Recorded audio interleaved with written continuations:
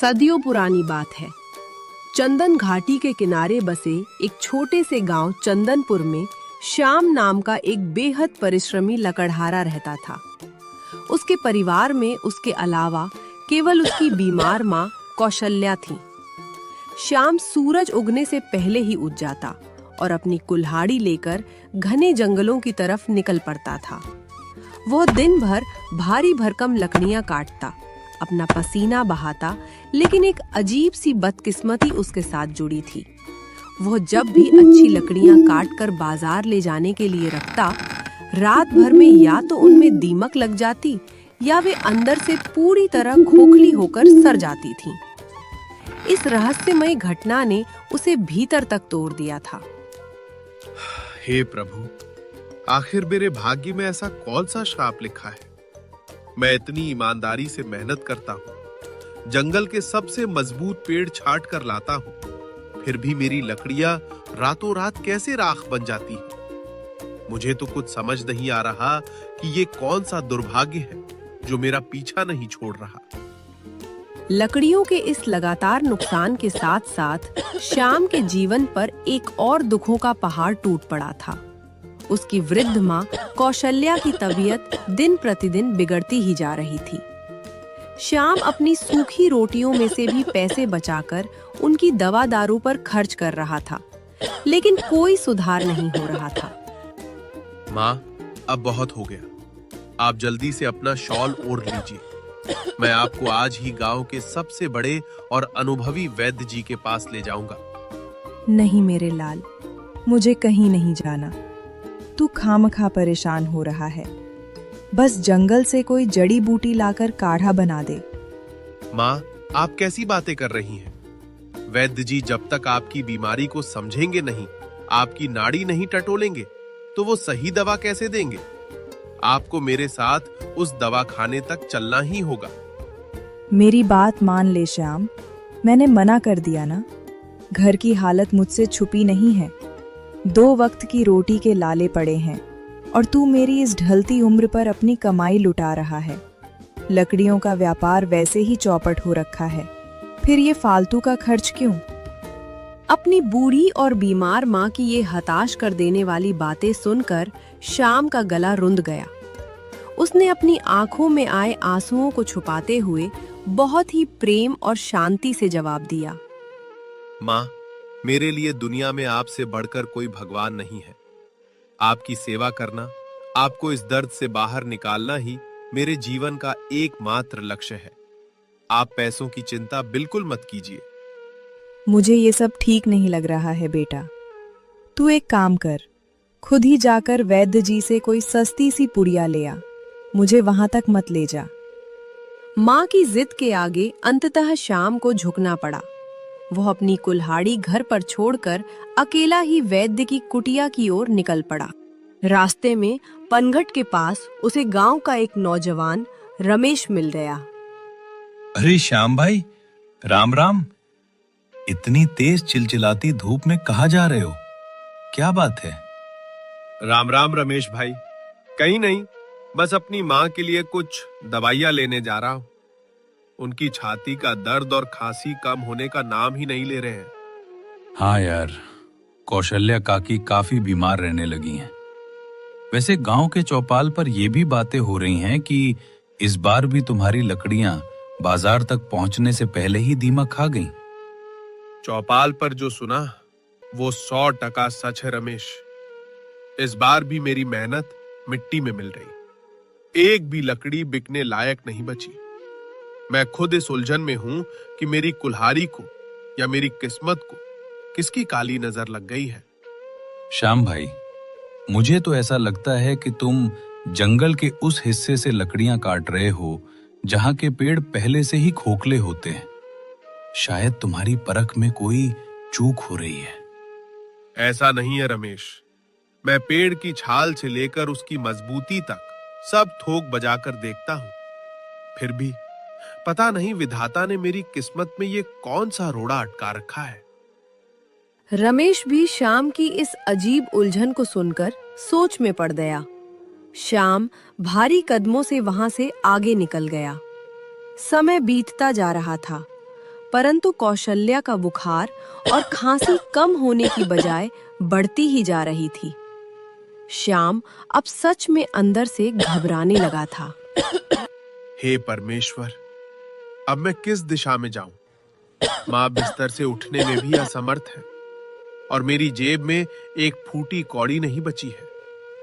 अब मैं उनका सही इलाज कहां से करवा पाऊंगा? कौशल्या की गंभीर हालत की खबर पूरे चंदनपुर गांव में फैलने लगी थी। उनका हालचाल लेने के लिए गांव के कुछ लोग उनके घर आने लगे। उनमें गांव का एक समझदार लड़का गोलू भी शामिल था। काकी प्रणाम। अब कैसा महसूस कर रही हैं आप? ये जानकर मन बहुत उदास हुआ कि आप इतने दिनों से चारपाई पर पड़ी है। खुश रहो गोलू बेटा, बस अब इस शरीर ने हार मान ली है। बुढ़ापे ने पूरी तरह से जकड़ लिया है। काकी, आप इतना निराश मत होइए, ईश्वर सब ठीक करेगा। वैसे काकी, श्याम भैया अब शादी के लायक हो गए हैं। आप उनके लिए कोई अच्छी सी कन्या ढूंढकर घर बसा क्यों नहीं देती? घर में नई बहू आएगी तो आपकी देखभाल भी करेगी और घर भी संभल जाएगा। गोलू बेटा, मेरी भी आंखों का यही सपना है, लेकिन हमारे हालात तो किसी से छुपे नहीं हैं। घर में पकाने को मुट्ठी भर आटा नहीं है। किसी की बेटी को इस टूटी फूटी झोपड़ी में लाकर क्या मैं उसे दुख के सागर में धकेल दूं?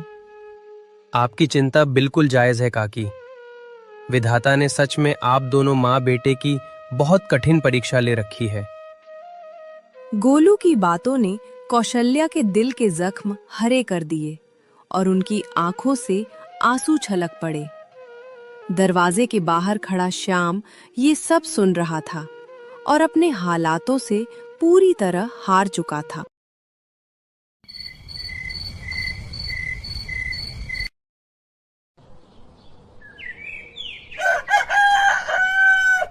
एक दिन वो अपनी सूखी पड़ी लकड़ियों के ढेर के पास हताश होकर बैठा था।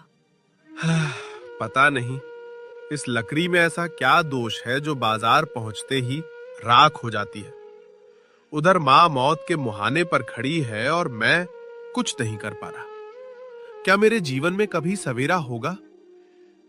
श्याम जब अपनी बेबसी पर आंसू बहा रहा था, तभी गांव का एक और परिचित व्यक्ति मोहन वहां से गुजरा। श्याम को इस तरह फूट फूट कर रोता देख वो उसके करीब आ गया। अरे श्याम मेरे भाई, ऐसे सिर पकड़कर क्यों रो रहे हो? सब ठीक तो है ना? मोहन भाई, मेरी तो किस्मत ही मुझसे रूठ गई है। ना लकड़ियों का काम चल रहा है, ना घर में माँ की तबीयत सुधर रही है। मुझे तो अब चारों तरफ सिर्फ और सिर्फ मौत और अंधेरा ही नजर आता है। अरे श्याम, ऐसे हिम्मत हारना मर्दों का काम नहीं है। बुरा वक्त आज है, कल नहीं रहेगा। तुम एक काम करो, इस बार लकड़ियों का व्यापार नए सिरे से और बड़े पैमाने पर शुरू करो। मोहन भाई, बिना पूंजी के व्यापार कैसे करूं? नई कुल्हाड़ी और बैलगाड़ी किराए पर लेने के लिए मेरे पास एक सिक्का भी नहीं है। पैसा नहीं है तो क्या, गांव के बड़े सेठ करोड़ीमल किस दिन काम आएंगे। उनके पास जाओ, कुछ रुपयों का कर्जा ले लो। जब लकड़ियां बिक जाएं तो उनका पैसा उन्हें लौटा देना। सेठ करोड़ीमल से कर्जा? भाई, अगर उन्होंने मेरी ये फटी पुरानी शक्ल देखकर मुझे हवेली से धक्के मारकर निकाल दिया तो? अरे एक बार हवेली की चौखट पर जाकर गुहार तो लगाओ श्याम। हो सकता है वो तुम्हारी परेशानी समझ जाएं और तुम्हें पैसा दे दें। मोहन की यह सलाह श्याम के डूबते दिल को तिनके का सहारा लगी। उसने मन ही मन फैसला किया और हिम्मत जुटाकर सेठ करोड़ीमल की आलीशान हवेली की तरफ चल पड़ा। हवेली में सेठ जी अपने रेशमी गद्दों वाले तख्त पर विराजमान थे और उनका चालाक और घमंडी नौकर भोलू उनके पास खड़ा था। आओ श्याम, आज इस फटीचर लकड़हारे को हमारी इस भव्य हवेली का रास्ता कैसे याद आ गया? सब कुशल मंगल तो है? सेठ जी को मेरा हाथ जोड़कर प्रणाम। सेठ जी, मैं इस वक्त बहुत भारी मुसीबत में घिरा हुआ हूं। मेरी मां मौत से लड़ रही हैं। मुझे उनके इलाज और अपने काम के लिए कुछ रुपयों की सख्त जरूरत है। क्या आप मुझे थोड़ा कर्जा दे सकते हैं? अच्छा, तो तुझे कर्जा चाहिए?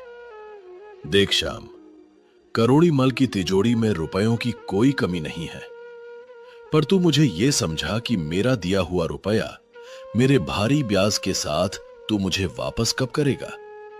सेठ जी, जरा होशियारी से। ये श्याम ठहरा एक गरीब और बदकिस्मत लकड़हारा। इसकी तो लकड़ियां भी इसे धोखा दे जाती है। ये आपका इतना बड़ा कर्जा भला कहां से और कैसे चुकाएगा? ये तो आपके पैसे डुबा देगा। भोलू भाई, आप मेरे बारे में ऐसा मत बोलिए। मैं रात दिन एक कर दूंगा, दुगनी मेहनत करूंगा, पर सेठ जी की पाई पाई बहुत जल्द उनके कदमों में लाकर रख दूंगा। सेठ करोड़ी मल ने अपनी मूंछों पर ताव दिया, कुछ पल सोचा और फिर एक गहरी चाल चलते हुए श्याम को कर्जा दे दिया। पैसे मुट्ठी में आते ही श्याम की जान में जान आई।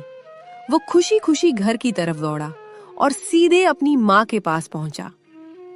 माँ देखो, अब घबराने की कोई बात नहीं है। मेरे पास पैसे आ गए हैं। मैं कल सुबह ही आपको शहर के सबसे बड़े अस्पताल में ले जाऊंगा। आप बिल्कुल स्वस्थ हो जाएंगी। श्याम बेटा, ये इतनी बड़ी रकम तू कहाँ से लेकर आ गया? तूने कहीं कोई गलत काम तो नहीं किया या किसी से कोई कर्जा तो नहीं उठा लिया?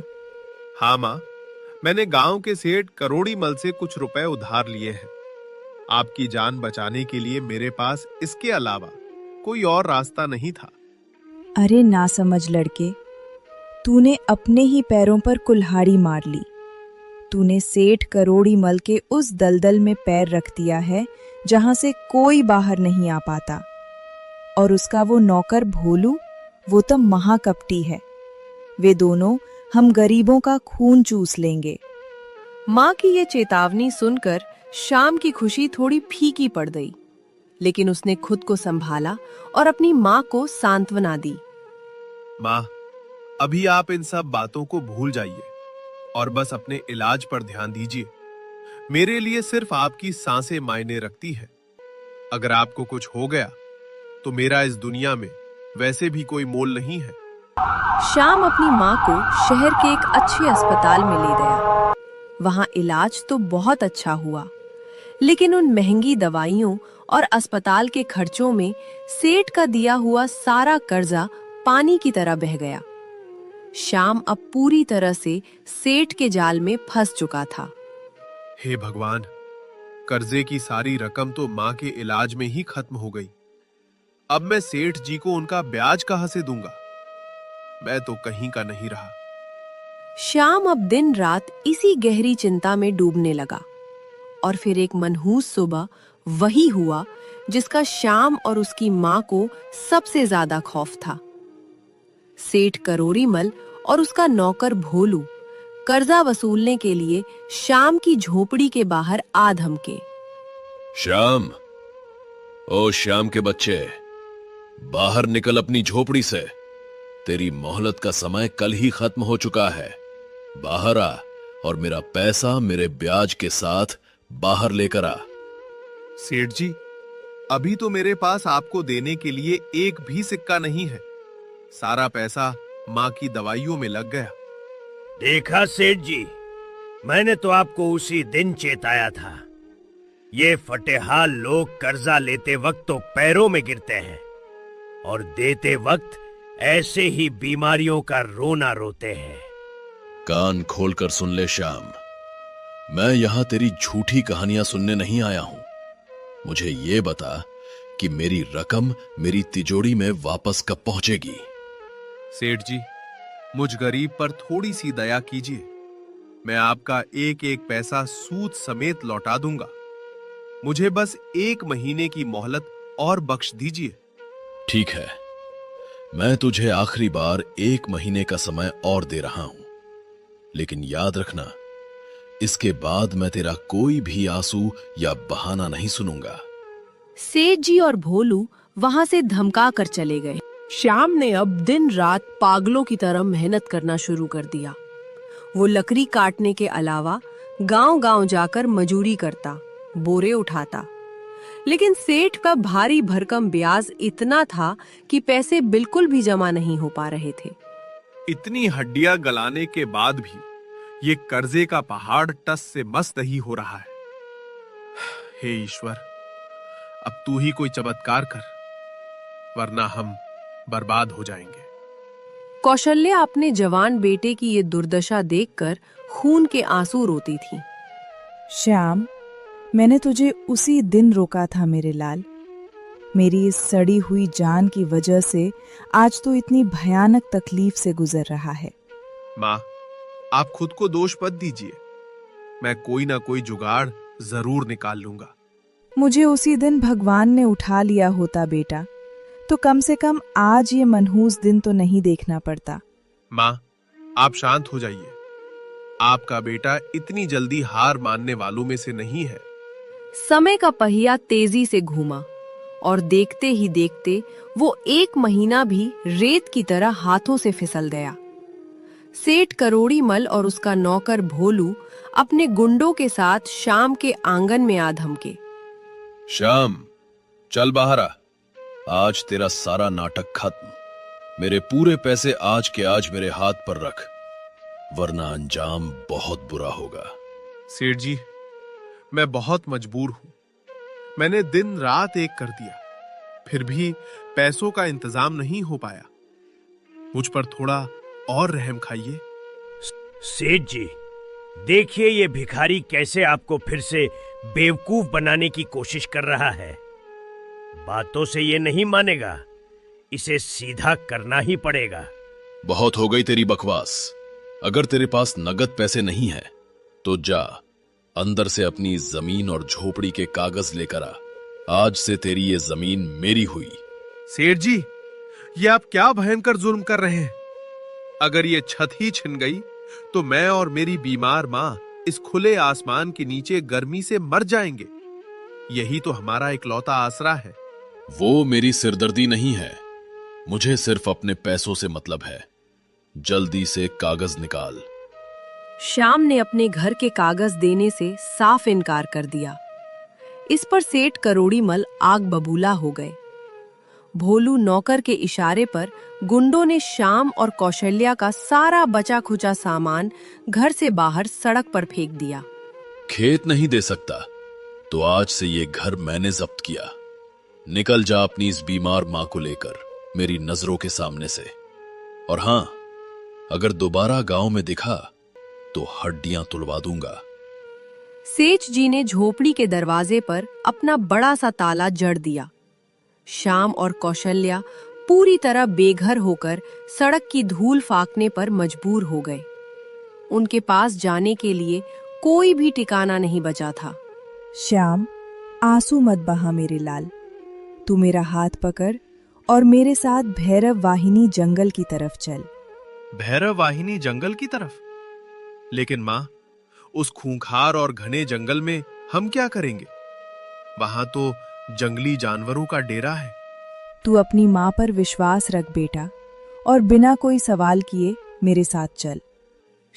श्याम भारी कदमों और टूटे हुए दिल से अपनी माँ को सहारा देते हुए उस भयंकर भैरव वाहिनी जंगल में प्रवेश कर गया। घने और डरावने भैरव वाहिनी जंगल में बहुत दूर तक पैदल चलने के बाद कौशल्या बुरी तरह थक गईं और एक विशाल पुराने बरगद के पेड़ के नीचे निढाल होकर बैठ गईं। श्याम, अब मेरे पैरों में एक कदम भी और चलने की हिम्मत नहीं बची है। मुझे थोड़ा सुस्ताने दे बेटा। माँ, मुझे सच सच बताइए कि आप मुझे इस खूंखार जंगल में क्यों लेकर आई हैं? यहाँ तो दूर दूर तक कोई इंसान नहीं है। बेटा, आज तुझे एक बहुत बड़ा राज बताने का समय आ गया है। एक ऐसा राज जो मैंने सालों से अपने सीने में दफन कर रखा था। राज? कैसा राज माँ? क्या आपने मुझसे कोई बात छुपाई है? हाँ श्याम, तेरे पिताजी ने इसी भैरव वाहिनी जंगल के बीचों बीच स्थित एक पुराने खंडहर हो चुके मंदिर में एक अनमोल खजाना छुपा कर रखा है। अगर वो खजाना आज हमें मिल जाए तो हमारे दुख के दिन हमेशा के लिए खत्म हो जाएंगे। माँ, पिताजी ने खजाना छुपाया था, तो ये बात आपने मुझे पहले क्यों नहीं बताई? हम इतने सालों से गरीबी की मार क्यों झेल रहे थे? क्योंकि तेरे पिताजी का सख्त आदेश था कि उस खजाने को तब तक हाथ मत लगाना जब तक सिर पर कोई बहुत बड़ी और जानलेवा मुसीबत ना आ पड़े। आज जब हमारे पास न घर है न पैसा, तो उस खजाने को निकालने का यही सही समय है। माँ, ये तो बहुत बड़ी खुशखबरी है। मैं अभी जाकर उस खंडहर मंदिर की खोज करता हूँ। आप भी चलिए मेरे साथ। नहीं श्याम, मुझसे अब एक कदम भी नहीं चला जाएगा। तू जा, वो खंडहर मंदिर इसी जगह के आसपास ही कहीं होना चाहिए। मैं तेरा यहीं बैठकर इंतजार करती हूँ। श्याम के मन में एक नई उम्मीद की किरण जाग उठी। वह तेजी से जंगल के भीतर उस पुराने खंडहर मंदिर को खोजने निकल पड़ा।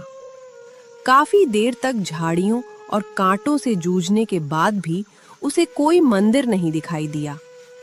माँ ने कहा था मंदिर पास ही है, पर यहाँ तो दूर दूर तक कोई खंडहर नहीं है। कहीं माँ को इतने सालों बाद जगह याद रखने में कोई भूल तो नहीं हो गई? लेकिन श्याम ने हिम्मत नहीं हारी और वह जंगल के और भी घने हिस्से की तरफ आगे बढ़ता चला गया। कांटे उसके पैरों को चीर रहे थे, लेकिन उसे केवल अपनी बीमार माँ और उस खजाने की चिंता थी। अचानक पेड़ों के एक झुरमुट के बीच से उसे पत्थरों का एक बहुत पुराना टूटा फूटा ढांचा दिखाई दिया।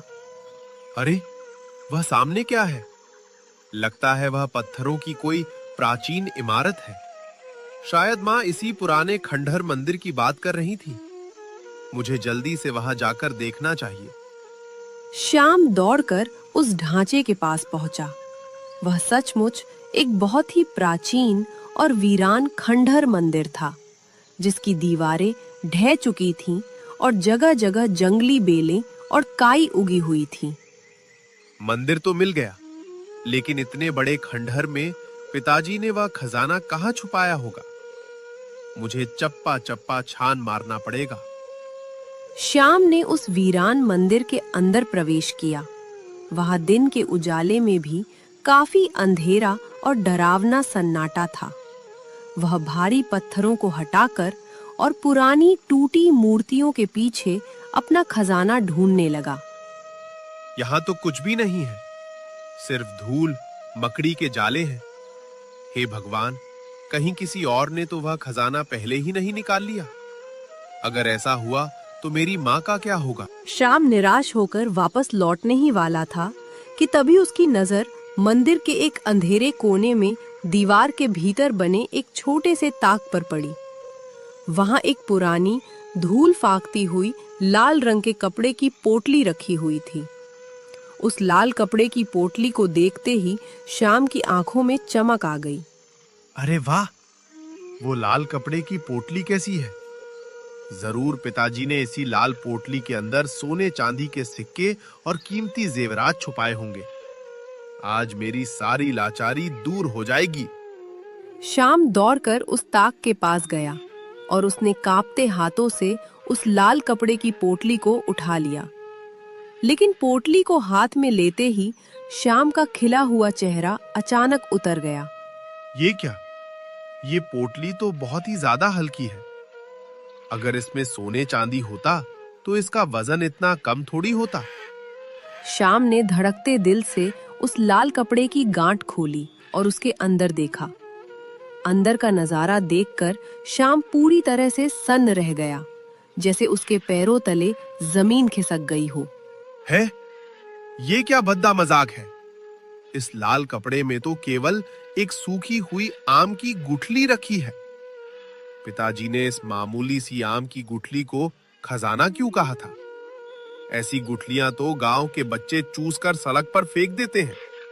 श्याम ने उस लाल पोटली को गुस्से में वही जमीन पर पटक दिया और अपना सिर पकड़कर रोने लगा। मेरी तो किस्मत ही खराब है। ना लकड़ियों का काम बचा, ना छत बची, और अब खजाने के नाम पर ये आम की सूखी गुठली मिली है। माँ को जाकर क्या मुंह दिखाऊंगा? वो तो यही सोच रही होंगी कि उनका बेटा सोना लेकर आएगा। श्याम भारी मन से उस लाल कपड़े और गुठली को उठाकर वापस उसी बरगद के पेड़ की तरफ लौट पड़ा, जहां उसकी माँ कौशल्या उसका इंतजार कर रही थी। श्याम को आता देख कौशल्या के पीले चेहरे पर खुशी की लहर दौड़ गई। आ गया मेरा लाल। क्या हुआ श्याम? क्या तुझे तेरे पिताजी का वो खंडहर मंदिर और खजाना मिल गया? माँ, खजाना तो मिल गया, पर हमारी फूटी किस्मत में सोना चांदी नहीं, सिर्फ धोखा लिखा है। देखिए इस लाल कपड़े की पोटली में क्या है। श्याम ने वह लाल कपड़ा अपनी माँ के सामने खोल कर रख दिया। कौशल्या ने जब उसमें रखी सूखी गुठली को देखा तो वो भी सदमे में आ गई। श्याम बेटा, ये क्या है? इसमें तो सिर्फ एक आम की गुठली है। तेरे पिताजी ने तो मरते वक्त मुझसे सचमुच एक अनमोल खजाने की बात कही थी। क्या उन्होंने अपनी ही पत्नी और बेटे के साथ कोई मजाक किया था? यही तो मैं भी सोच रहा हूं माँ। हमारी गरीबी और सेठ करोड़ी मल का कर्जा मिटाने के लिए ये आम की गुठली क्या काम आएगी? अब हम दोनों इस जंगल में भूख और जंगली जानवरों का शिकार होकर तड़प तड़प कर मर जाएंगे। कौशल्या और श्याम दोनों उस लाल पोटली के पास बैठकर अपने भाग्य को कोसते हुए जोर जोर से रोने लगे। तभी उस जंगल के रास्ते से एक बहुत ही शांत, ज्ञानी और दिव्य संत गुजर रहे थे। वे कोई और नहीं, महान संत कबीर दास जी थे। श्याम और कौशल्या को इस तरह रोता देख संत कबीर दास जी उनके पास आकर रुक गए। राम राम भाई, तुम दोनों इस निर्जन वन में क्यों विलाप कर रहे हो? माता जी, आपके और आपके पुत्र के चेहरों पर इतनी गहरी निराशा क्यों छाई है? प्रणाम महाराज, हम बहुत ही अभागे लोग हैं। गांव के सेठ करोड़ी मल ने हमारा घर बार सब कुछ छीन लिया। हमें खजाने की आस थी, पर इस लाल कपड़े में हमें सिर्फ ये मामूली आम की गुठली मिली है।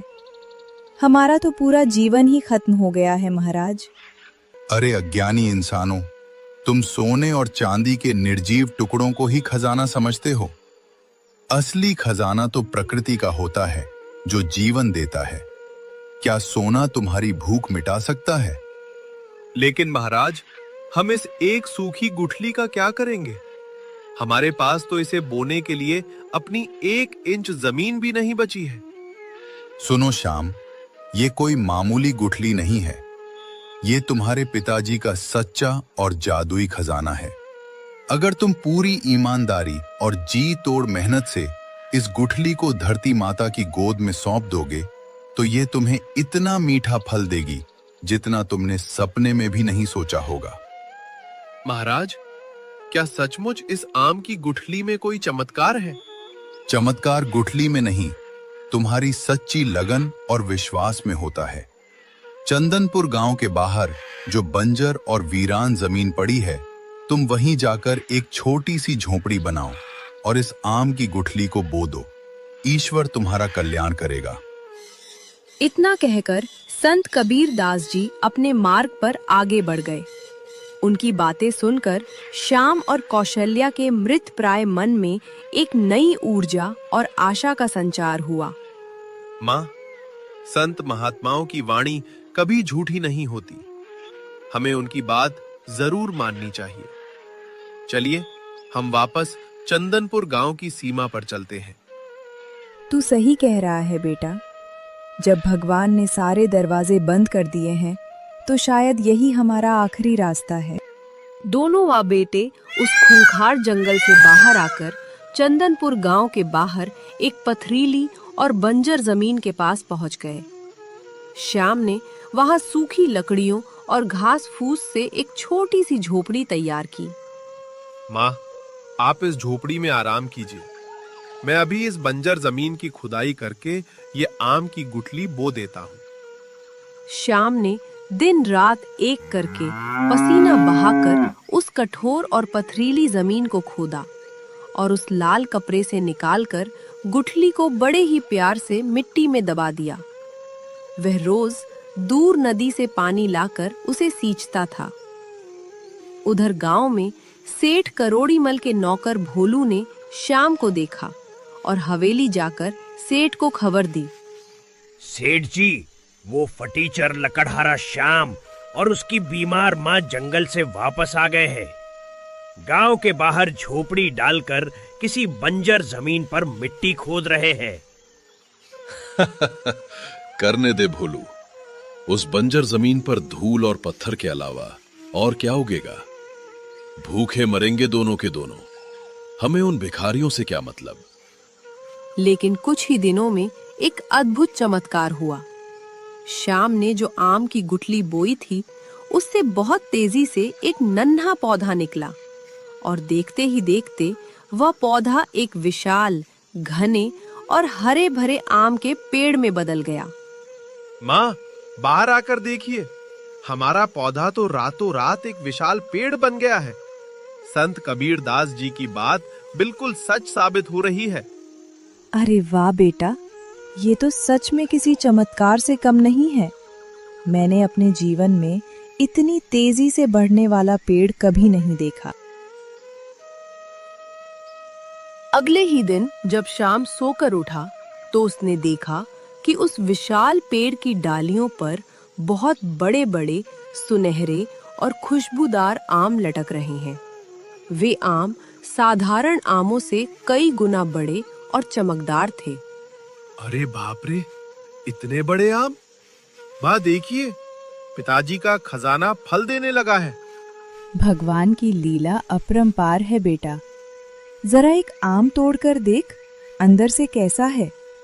श्याम ने जैसे ही एक बड़ा सा आम तोड़ा और उसे काटा, उसमें से बहुत ही मीठा, रसीला और सुगंधित गूदा निकला।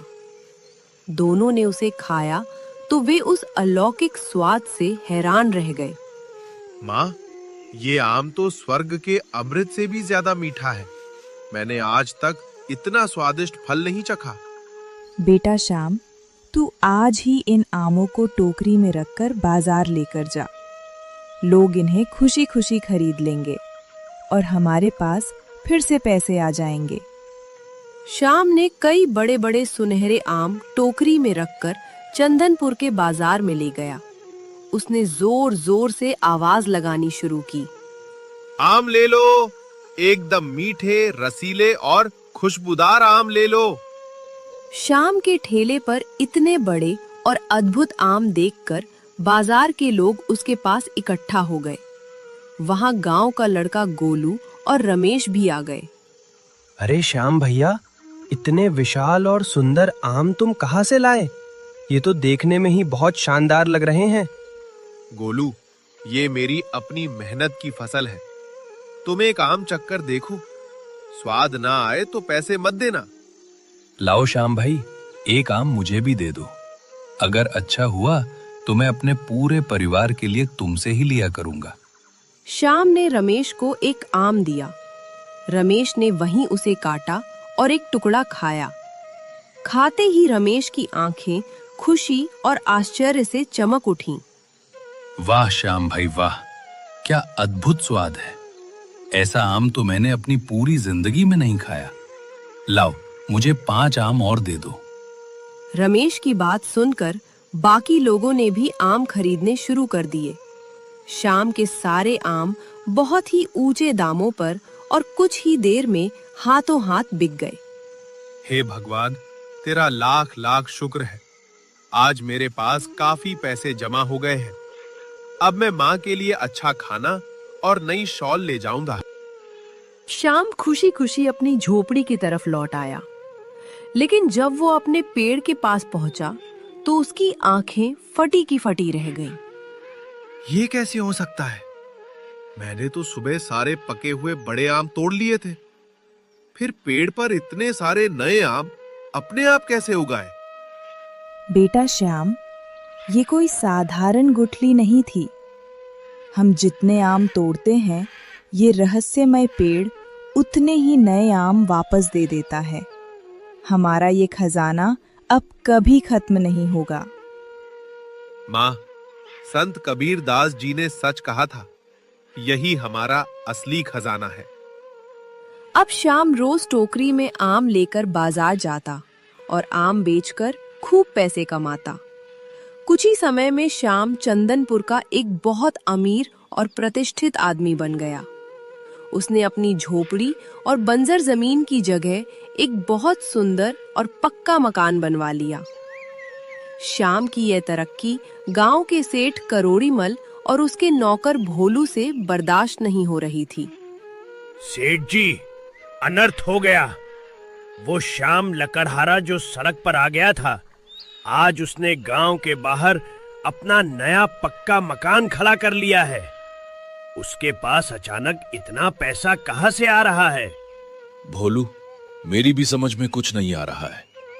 मैंने तो उसकी झोपड़ी तक छीन ली थी। ये अचानक इतना अमीर कैसे बन गया? मैंने बाजार में सुना है सेठ जी कि वो बहुत बड़े बड़े और सुनहरे आम बेचता है।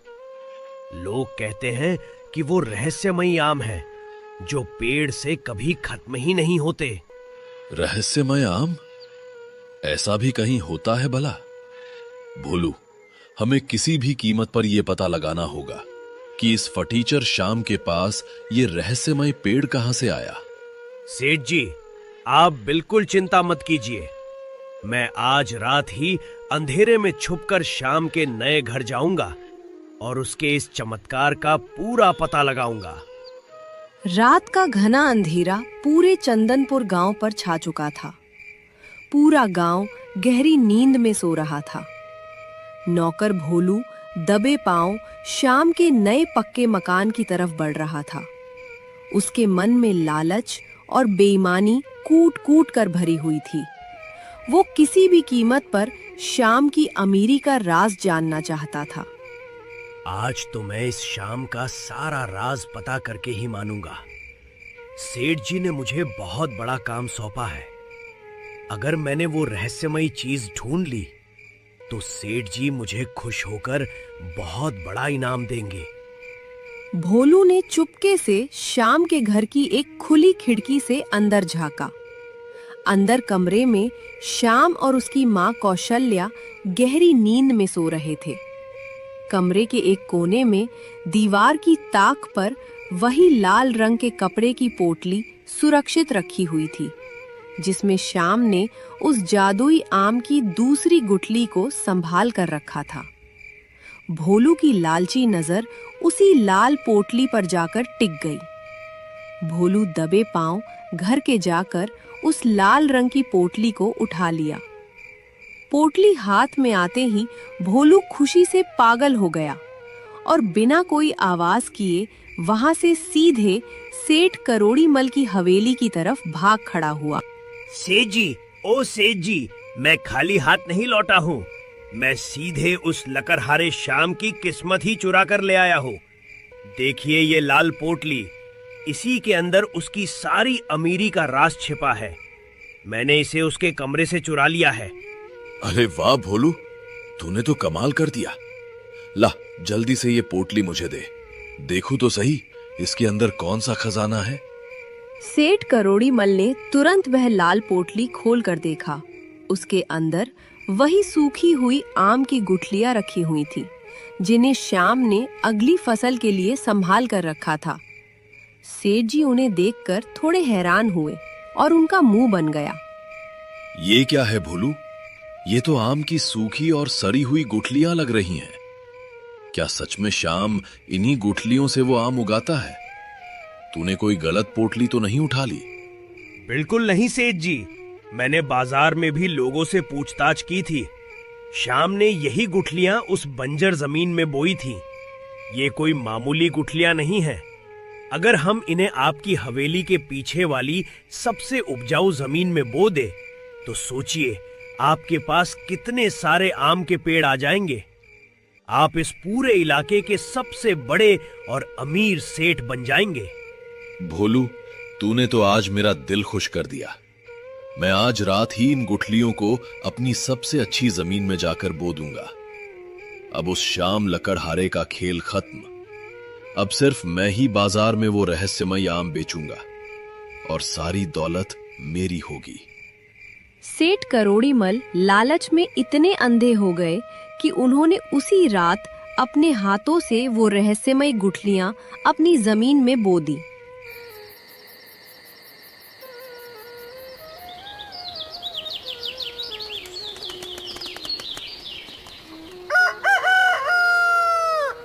अब सेठ जी और उनका नौकर भोलू रोज उस जगह की निगरानी करने लगे।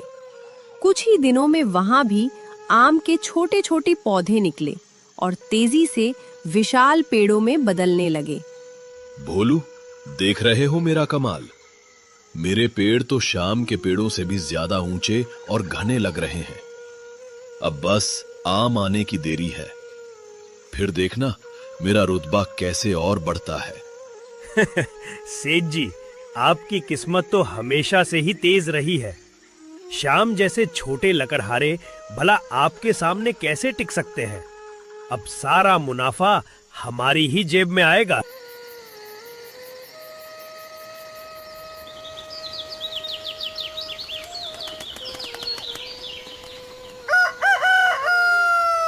अगले ही दिन जब सेठ जी अपने बगीचे में पहुंचे तो उन्होंने देखा कि पेड़ों की डालियों पर बहुत बड़े बड़े और चमकदार सुनहरे आम लटक रहे हैं। सेठ जी की खुशी का कोई ठिकाना नहीं रहा। अरे वाह, मेरे पेड़ों पर तो शाम से भी बड़े आम लग गए। मैं एक पल भी बर्बाद नहीं करूंगा। मैं अभी इन आमों को बाजार ले जाकर दुगने दाम पर बेचूंगा। आज से शाम का धंधा चौपट। सेठ जी ने लालच के कारण किसी मजदूर को भी नहीं बुलाया। उन्होंने एक बहुत बड़ा बोरा लिया और खुद ही सारे बड़े आमों को तोड़ तोड़कर उस बोरे में भर लिया। वे उस भारी बोरे को अपने कंधे पर लादकर पसीने से लथपथ होकर बाजार की तरफ चल पड़े। बाजार में पहुंचकर उन्होंने अपना बोरा नीचे रखा और जोर जोर से चिल्लाने लगे, आओ गांव वालों, ताजे और रसीले आम ले लो।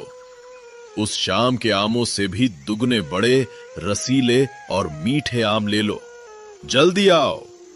हवेली वाले सेठ करोड़ीमल को इस तरह बाजार में ठेले वालों की तरह आम बेचते देख पूरा गांव हैरान रह गया।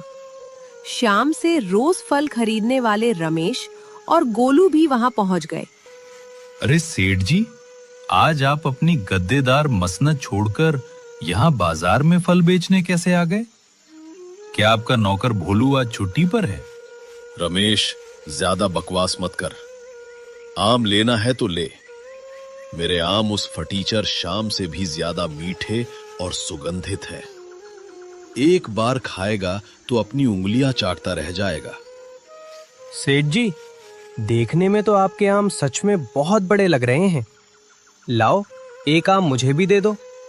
मैं भी तो देखूं कि हवेली वाले सेठ जी का आम कैसा होता है। सेठ करोड़ीमल ने बड़े ही अहंकार के साथ एक बड़ा सा आम गोलू के हाथों में थमा दिया। आम हाथ में आते ही गोलू को कुछ अजीब सा लगा। सेठ जी, ये आम इतना बड़ा है लेकिन इसका वजन तो कुछ भी नहीं है। ये तो एकदम रुई की तरह हल्का लग रहा है। मुझे तो इसमें कुछ गड़बड़ नजर आ रही है। तू अभी बच्चा है गोलू, तुझे असली फलों की परख नहीं है। ये रहस्यमयी आम है, इसलिए इसका वजन कम है। अंदर से ये पूरा मीठे रस से भरा हुआ है। सेठ जी, हमें आपकी बातों पर ऐसे यकीन नहीं होगा। आप इस आम को हमारे सामने बीज से काटकर दिखाइए। अगर ये अंदर से अच्छा हुआ तो हम सारे आम ऊंचे दाम पर खरीद लेंगे। ठीक है रमेश, अभी तुम्हारी आंखें खोल देता हूं। सेठ करोड़ीमल का माल कभी खराब नहीं होता। सेठ जी ने आम के 2 टुकड़े किए। आम अंदर से पूरी तरह काला पड़ चुका था और उसमें मोटे मोटे सफेद कीड़े रेंग रहे थे। छी छी छी, ये क्या है सेठ जी? आपका आम तो अंदर से पूरा सड़ा हुआ और खोखला है। इसमें तो कीड़े पड़े हुए हैं। आप हमें ये गंदा और जहरीला आम खिलाकर मारना चाहते हैं? सेठ जी, आपको थोड़ी भी शर्म नहीं आती? एक तो आप हम गरीबों को कर्जे के जाल में फंसाते हैं और ऊपर से हमें ऐसा कीड़े वाला सड़ा माल बेच रहे हैं। अरे रुको रुको, ये एक आम खराब निकल गया। मैं तुम्हें अभी दूसरा आम काट कर दिखाता हूँ। मेरे सारे आम ऐसे नहीं हो सकते। घबराहट और बेइज्जती के डर से सेठ जी ने एक के बाद एक बोरे के सारे आम काट डाले, लेकिन सेठ जी का लालच उन पर भारी पड़ चुका था। बोरे का हर एक आम अंदर से पूरी तरह सड़ा हुआ, काला और कीड़ों से भरा हुआ निकला। पूरे बाजार में सड़ांध फैल गई।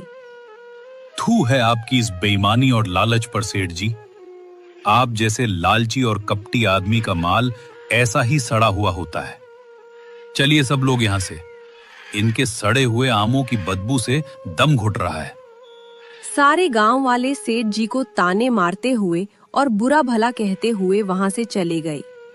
सेठ करोड़ीमल बाजार में अकेले अपने सड़े हुए आमों और मक्खियों के बीच खड़े रह गए। उन्हें समझ नहीं आ रहा था कि उनके साथ ऐसा भयानक धोखा कैसे हो गया। हे भगवान, ये मेरे साथ क्या हो गया? मैंने तो वही रहस्यमयी गुठलियां बोई थीं जो श्याम के पास थीं। फिर मेरे आम कीड़ों वाले और सड़े हुए कैसे निकल गए? मुझे अभी अपनी हवेली जाकर उस पेड़ को देखना होगा। सेठ जी अपना सिर पकड़कर बदहवास हालत में वहां से भागे और सीधे अपने बगीचे में पहुंचे। वहां का नजारा देखकर सेठ करोड़ीमल के पैरों तले जमीन ही खिसक गई और वे धड़ाम से जमीन पर गिर पड़े। ये क्या हो गया? मेरे बगीचे के सारे आम के पेड़ तो जलकर राख हो गए हैं। यहां तो एक भी पत्ता हरा नहीं बचा है। सब कुछ कोयला बन गया। मेरी सबसे उपजाऊ जमीन भी बंजर हो गई। मैं तो पूरी तरह से बर्बाद हो गया। सेठ जी अपनी जली हुई जमीन की मेड़ पर बैठकर जोर जोर से रोने लगे। भोलू नौकर ये सब तमाशा देखकर डर के मारे चुपचाप वहां से खिसक गया। तभी वहां से श्याम अपनी माँ कौशल्या को लेकर मंदिर जा रहा था। सेठ जी को इस तरह फूट फूट कर रोता देख श्याम उनके पास चला आया। सेठ जी, आप अपनी ही जमीन पर इस तरह बैठकर क्यों विलाप कर रहे हैं? क्या हुआ आपके बगीचे को? ये सब जल कैसे गया? श्याम बेटा, मुझे माफ कर दे। मेरी सारी फसल बर्बाद हो गई। मेरे आम कीड़ों से भरे हुए निकले और मेरे सारे रहस्यमयी पेड़ जलकर राख हो गए। मेरे लालच ने मुझे कहीं का नहीं छोड़ा। लेकिन सेठ जी, रहस्यमय पेड़? आपने तो अपनी जमीन में साधारण बीज बोए होंगे। इसमें इतना रोने वाली क्या बात है? नहीं श्याम, मैं एक महापापी हूं। मेरे कहने पर मेरे नौकर भोलू ने रात के अंधेरे में तुम्हारे कमरे से वो पोटली चुराई थी। मैंने सोचा था कि मैं तुम्हारी गुठलियां बोकर तुमसे भी ज्यादा दौलत कमा लूंगा, लेकिन भगवान ने मुझे मेरी चोरी और लालच की बहुत बड़ी सजा दी है। ये सुनकर श्याम को सारी बात समझ में आ गई कि उसकी लाल पोटली अचानक कहाँ गायब हो गई थी। लेकिन श्याम को सेठ जी पर बिल्कुल भी गुस्सा नहीं आया। उसने बड़े ही शांत और कोमल स्वभाव से सेठ जी से कहा, सेठ जी, महान संत कबीर दास जी ने जंगल में कहा था कि लोभ पाप का मूल है। लालच हमेशा इंसान का विनाश करता है। वो गुठलियां मेरे पिताजी का आशीर्वाद थी और वो केवल ईमानदारी और सच्ची मेहनत करने वालों को ही अपना मीठा फल देती है। चोरी और धोखे से बोई गई फसल में कीड़े ही पड़ते हैं। तू 100 आने सच कह रहा है श्याम। चोरी और बेईमानी का फल हमेशा सड़ा हुआ ही होता है। आज मुझे मेरी गलतियों और मेरे अहंकार का पूरा एहसास हो गया है। सेठ जी, आपकी नीयत में खोट था। आपने हमेशा हम गरीबों का खून चूसा और दूसरों का हक मारना चाहा। उसी लालच और धोखे ने उन रहस्यमयी गुठलियों को कीड़ों और राख में बदल दिया। ऊपर वाले की लाठी में आवाज नहीं होती सेठ जी, पर चोट बहुत गहरी लगती है। श्याम बेटा, मैं तेरे पैरों में गिरता हूं, मुझे क्षमा कर दे। मैंने तेरी बीमार मां को उनके घर से निकाला था, तेरी वो पुश्तैनी जमीन और झोपड़ी छीनी थी। मैं आज ही तेरी वो जमीन, तेरी झोपड़ी और कर्जे के सारे कागज फाड़कर तुझे आजाद करता हूं। बस मुझे इस पाप से मुक्त कर दे बेटा। सेठ जी, आप उम्र में मुझसे बड़े हैं, मेरे पैर मत पकड़िए।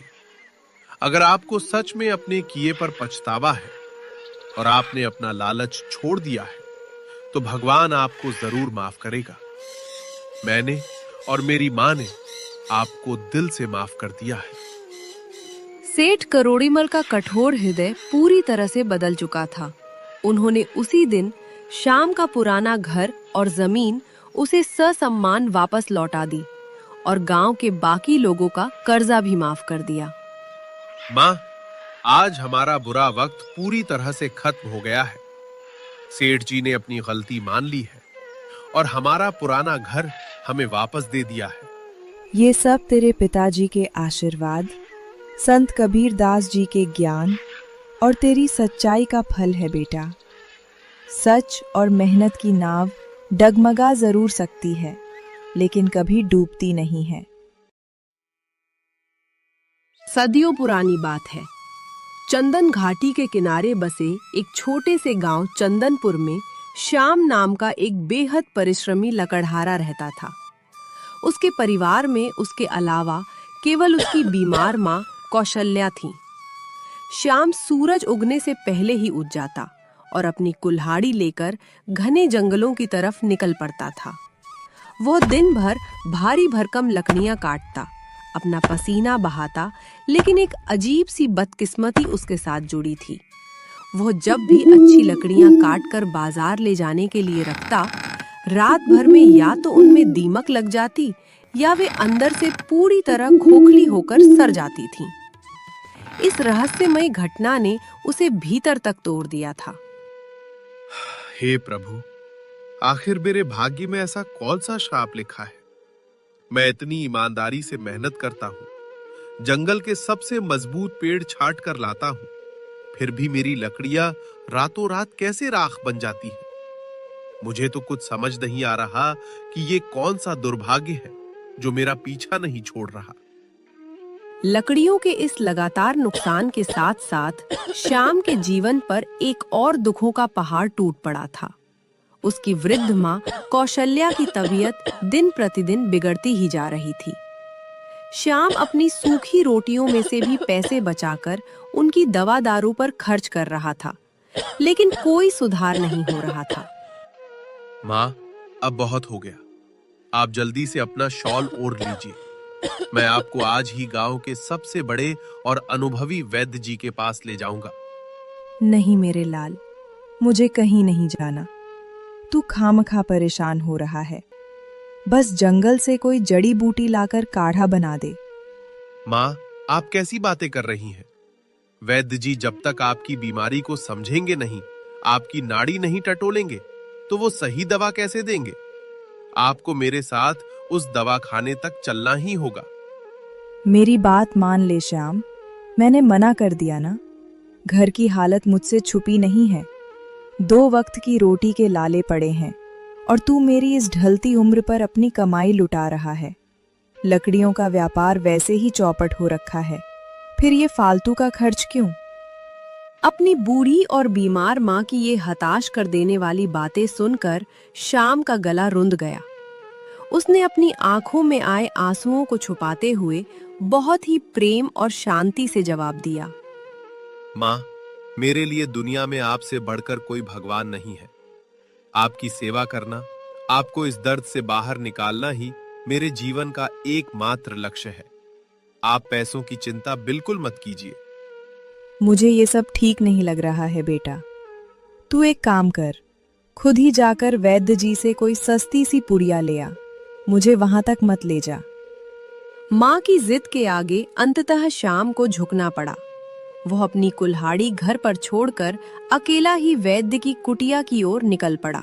रास्ते में पनघट के पास उसे गांव का एक नौजवान रमेश मिल गया। अरे श्याम भाई, राम राम। इतनी तेज चिलचिलाती धूप में कहाँ जा रहे हो? क्या बात है? राम राम रमेश भाई। कहीं नहीं, बस अपनी माँ के लिए कुछ दवाइयाँ लेने जा रहा हूँ। उनकी छाती का दर्द और खांसी कम होने का नाम ही नहीं ले रहे हैं। हाँ यार, कौशल्या काकी काफी बीमार रहने लगी हैं। वैसे गांव के चौपाल पर ये भी बातें हो रही हैं कि इस बार भी तुम्हारी लकड़ियां बाजार तक पहुंचने से पहले ही दीमक खा गईं। चौपाल पर जो सुना वो 100% सच है रमेश। इस बार भी मेरी मेहनत मिट्टी में मिल रही। एक भी लकड़ी बिकने लायक नहीं बची। मैं खुद इस उलझन में हूं कि मेरी कुल्हाड़ी को या मेरी किस्मत को किसकी काली नजर लग गई है। श्याम भाई, मुझे तो ऐसा लगता है कि तुम जंगल के उस हिस्से से लकड़ियां काट रहे हो जहां के पेड़ पहले से ही खोखले होते हैं। शायद तुम्हारी परख में कोई चूक हो रही है। ऐसा नहीं है रमेश। मैं पेड़ की छाल से लेकर उसकी मजबूती तक सब थोक बजाकर देखता हूं। फिर भी पता नहीं विधाता ने मेरी किस्मत में ये कौन सा रोड़ा अटका रखा है।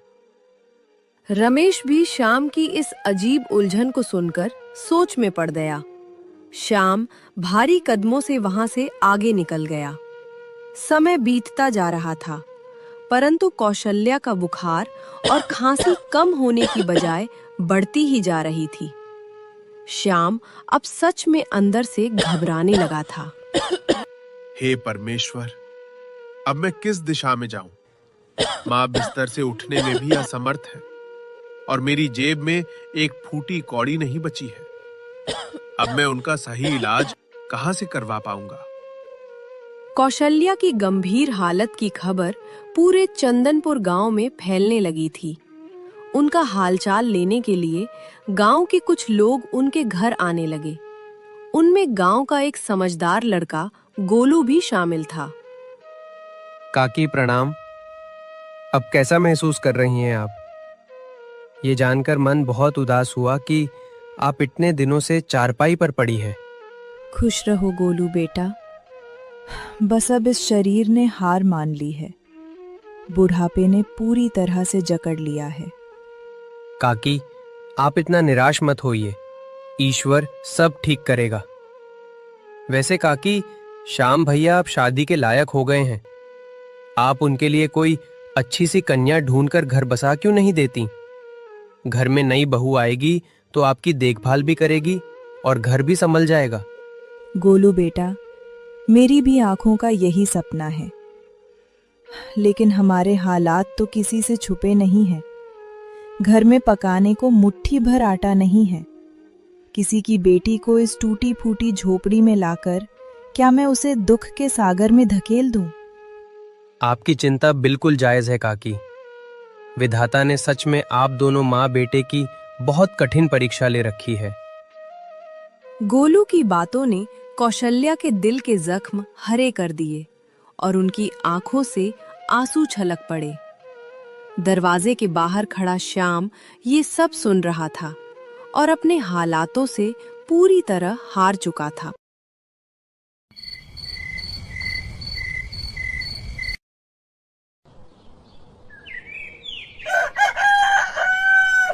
एक दिन वो अपनी सूखी पड़ी लकड़ियों के ढेर के पास हताश होकर बैठा था। पता नहीं इस लकड़ी में ऐसा क्या दोष है जो बाजार पहुंचते ही राख हो जाती है। उधर माँ मौत के मुहाने पर खड़ी है और मैं कुछ नहीं कर पा रहा। क्या मेरे जीवन में कभी सवेरा होगा? श्याम जब अपनी बेबसी पर आंसू बहा रहा था, तभी गांव का एक और परिचित व्यक्ति मोहन वहां से गुजरा। श्याम को इस तरह फूट फूट कर रोता देख वो उसके करीब आ गया। अरे श्याम मेरे भाई, ऐसे सिर पकड़कर क्यों रो रहे हो? सब ठीक तो है ना? मोहन भाई, मेरी तो किस्मत ही मुझसे रूठ गई है।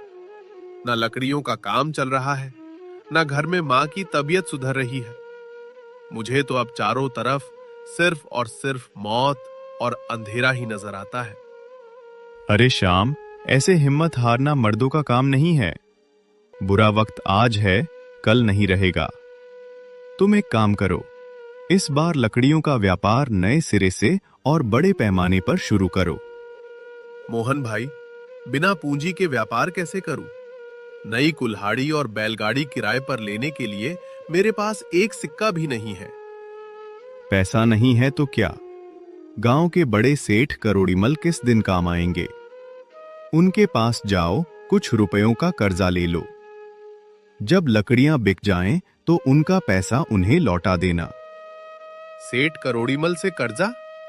भाई, अगर उन्होंने मेरी ये फटी पुरानी शक्ल देखकर मुझे हवेली से धक्के मारकर निकाल दिया तो? अरे एक बार हवेली की चौखट पर जाकर गुहार तो लगाओ श्याम। हो सकता है वो तुम्हारी परेशानी समझ जाएं और तुम्हें पैसा दे दें। मोहन की यह सलाह श्याम के डूबते दिल को तिनके का सहारा लगी। उसने मन ही मन फैसला किया और हिम्मत जुटाकर सेठ करोड़ीमल की आलीशान हवेली की तरफ चल पड़ा। हवेली में सेठ जी अपने रेशमी गद्दों वाले तख्त पर विराजमान थे और उनका चालाक और घमंडी नौकर भोलू उनके पास खड़ा था। आओ श्याम, आज इस फटीचर लकड़हारे को हमारी इस भव्य हवेली का रास्ता कैसे याद आ गया? सब कुशल मंगल तो है? सेठ जी को मेरा हाथ जोड़कर प्रणाम। सेठ जी, मैं इस वक्त बहुत भारी मुसीबत में घिरा हुआ हूं। मेरी मां मौत से लड़ रही हैं। मुझे उनके इलाज और अपने काम के लिए कुछ रुपयों की सख्त जरूरत है। क्या आप मुझे थोड़ा कर्जा दे सकते हैं? अच्छा, तो तुझे कर्जा चाहिए? देख श्याम, करोड़ीमल की तिजोरी में रुपयों की कोई कमी नहीं है, पर तू मुझे यह समझा कि मेरा दिया हुआ रुपया मेरे भारी ब्याज के साथ तू मुझे वापस कब करेगा? सेठ जी, जरा होशियारी से। ये श्याम ठहरा एक गरीब और बदकिस्मत लकड़हारा। इसकी तो लकड़ियां भी इसे धोखा दे जाती है। ये आपका इतना बड़ा कर्जा भला कहां से और कैसे चुकाएगा? ये तो आपके पैसे डुबा देगा। भोलू भाई, आप मेरे बारे में ऐसा मत बोलिए। मैं रात दिन एक कर दूंगा, दुगनी मेहनत करूंगा, पर सेठ जी की पाई पाई बहुत जल्द उनके कदमों में लाकर रख दूंगा। सेठ करोड़ीमल ने अपनी मूंछों पर ताव दिया, कुछ पल सोचा और फिर एक गहरी चाल चलते हुए श्याम को कर्जा दे दिया। पैसे मुट्ठी में आते ही श्याम की जान में जान आई। वो खुशी खुशी घर की तरफ दौड़ा और सीधे अपनी माँ के पास पहुंचा। माँ देखो, अब घबराने की कोई बात नहीं है। मेरे पास पैसे आ गए हैं। मैं कल सुबह ही आपको शहर के सबसे बड़े अस्पताल में ले जाऊंगा। आप बिल्कुल स्वस्थ हो जाएंगी। श्याम बेटा, ये इतनी बड़ी रकम तू कहाँ से लेकर आ गया? तूने कहीं कोई गलत काम तो नहीं किया या किसी से कोई कर्जा तो नहीं उठा लिया? हाँ माँ, मैंने गांव के सेठ करोड़ीमल से कुछ रुपए उधार लिए हैं। आपकी जान बचाने के लिए मेरे पास इसके अलावा कोई और रास्ता नहीं था। अरे ना समझ लड़के, तूने अपने ही पैरों पर कुल्हाड़ी मार ली। तूने सेठ करोड़ीमल के उस दलदल में पैर रख दिया है जहां से कोई बाहर नहीं आ पाता। और उसका वो नौकर भोलू, वो तो महाकपटी है। वे दोनों हम गरीबों का खून चूस लेंगे।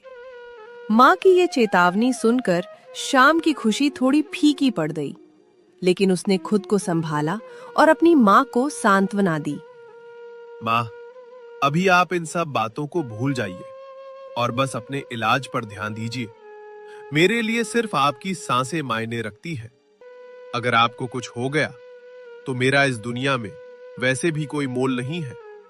श्याम अपनी माँ को शहर के एक अच्छे अस्पताल में ले गया। वहाँ इलाज तो बहुत अच्छा हुआ, लेकिन उन महंगी दवाइयों और अस्पताल के खर्चों में सेठ का दिया हुआ सारा कर्जा पानी की तरह बह गया। श्याम अब पूरी तरह से सेठ के जाल में फंस चुका था। हे भगवान, कर्जे की सारी रकम तो माँ के इलाज में ही खत्म हो गई। अब मैं सेठ जी को उनका ब्याज कहां से दूंगा? मैं तो कहीं का नहीं रहा। श्याम अब दिन रात इसी गहरी चिंता में डूबने लगा और फिर एक मनहूस सुबह वही हुआ जिसका श्याम और उसकी मां को सबसे ज्यादा खौफ था। सेठ करोड़ीमल और उसका नौकर भोलू कर्जा वसूलने के लिए श्याम की झोपड़ी के बाहर आ धमके। श्याम, ओ श्याम के बच्चे, बाहर निकल अपनी झोपड़ी से। तेरी मोहलत का समय कल ही खत्म हो चुका है। बाहर आ और मेरा पैसा मेरे ब्याज के साथ बाहर लेकर आ। सेठ जी, अभी तो मेरे पास आपको देने के लिए एक भी सिक्का नहीं है। सारा पैसा मां की दवाइयों में लग गया। देखा सेठ जी, मैंने तो आपको उसी दिन चेताया था। ये फटेहाल लोग कर्जा लेते वक्त तो पैरों में गिरते हैं और देते वक्त ऐसे ही बीमारियों का रोना रोते हैं। कान खोलकर सुन ले श्याम, मैं यहां तेरी झूठी कहानियां सुनने नहीं आया हूं। मुझे ये बता कि मेरी रकम मेरी तिजोरी में वापस कब पहुंचेगी? सेठ जी, मुझ गरीब पर थोड़ी सी दया कीजिए। मैं आपका एक एक पैसा सूद समेत लौटा दूंगा। मुझे बस 1 महीने की मोहलत और बख्श दीजिए। ठीक है, मैं तुझे आखिरी बार 1 महीने का समय और दे रहा हूं, लेकिन याद रखना, इसके बाद मैं तेरा कोई भी आंसू या बहाना नहीं सुनूंगा। सेठ जी और भोलू वहां से धमका कर चले गए। श्याम ने अब दिन रात पागलों की तरह मेहनत करना शुरू कर दिया। वो लकड़ी काटने के अलावा गांव-गांव जाकर मजूरी करता, बोरे उठाता, लेकिन सेठ का भारी भरकम ब्याज इतना था कि पैसे बिल्कुल भी जमा नहीं हो पा रहे थे। इतनी हड्डियां गलाने के बाद भी ये कर्जे का पहाड़ टस से मस नहीं हो रहा है। हे ईश्वर, अब तू ही कोई चमत्कार कर, वरना हम बर्बाद हो जाएंगे। कौशल्या अपने जवान बेटे की ये दुर्दशा देखकर खून के आंसू रोती थी।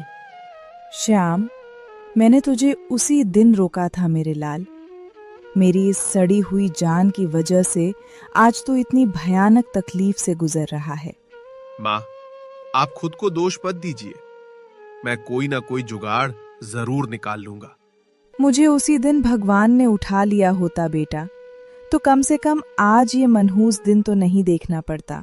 माँ, आप शांत हो जाइए। आपका बेटा इतनी जल्दी हार मानने वालों में से नहीं है। समय का पहिया तेजी से घूमा और देखते ही देखते वो 1 महीना भी रेत की तरह हाथों से फिसल गया। सेठ करोड़ीमल और उसका नौकर भोलू अपने गुंडों के साथ श्याम के आंगन में आ धमके। श्याम, चल बाहर आ। आज तेरा सारा नाटक खत्म। मेरे पूरे पैसे आज के आज मेरे हाथ पर रख, वरना अंजाम बहुत बुरा होगा। सेठ जी, मैं बहुत मजबूर हूं। मैंने दिन रात एक कर दिया, फिर भी पैसों का इंतजाम नहीं हो पाया। मुझ पर थोड़ा और रहम खाइए।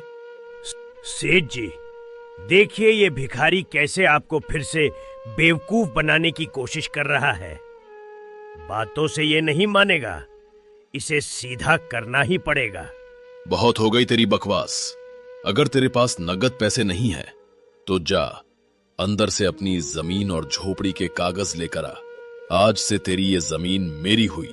सेठ जी, ये आप क्या भयंकर जुल्म कर रहे हैं?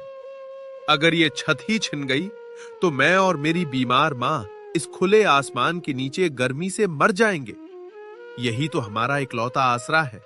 वो मेरी सिरदर्दी नहीं है, मुझे सिर्फ अपने पैसों से मतलब है। जल्दी से कागज निकाल। श्याम ने अपने घर के कागज देने से साफ इनकार कर दिया। इस पर सेठ करोड़ीमल आग बबूला हो गए।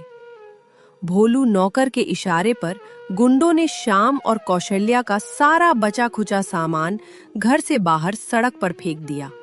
खेत नहीं दे सकता तो आज से ये घर मैंने जब्त किया। निकल जा अपनी इस बीमार मां को लेकर मेरी नजरों के सामने से। और हां, अगर दोबारा गांव में दिखा तो हड्डियां तुड़वा दूंगा। सेठ जी ने झोपड़ी के दरवाजे पर अपना बड़ा सा ताला जड़ दिया। श्याम और कौशल्या पूरी तरह बेघर होकर सड़क की धूल फाकने पर मजबूर हो गए। उनके पास जाने के लिए कोई भी ठिकाना नहीं बचा था। श्याम, आंसू मत बहा मेरे लाल। तू मेरा हाथ पकड़ और मेरे साथ भैरव वाहिनी जंगल की तरफ चल। भैरव वाहिनी जंगल की तरफ? लेकिन माँ, उस खूंखार और घने जंगल में हम क्या करेंगे? वहां तो जंगली जानवरों का डेरा है। तू अपनी माँ पर विश्वास रख बेटा, और बिना कोई सवाल किए मेरे साथ चल।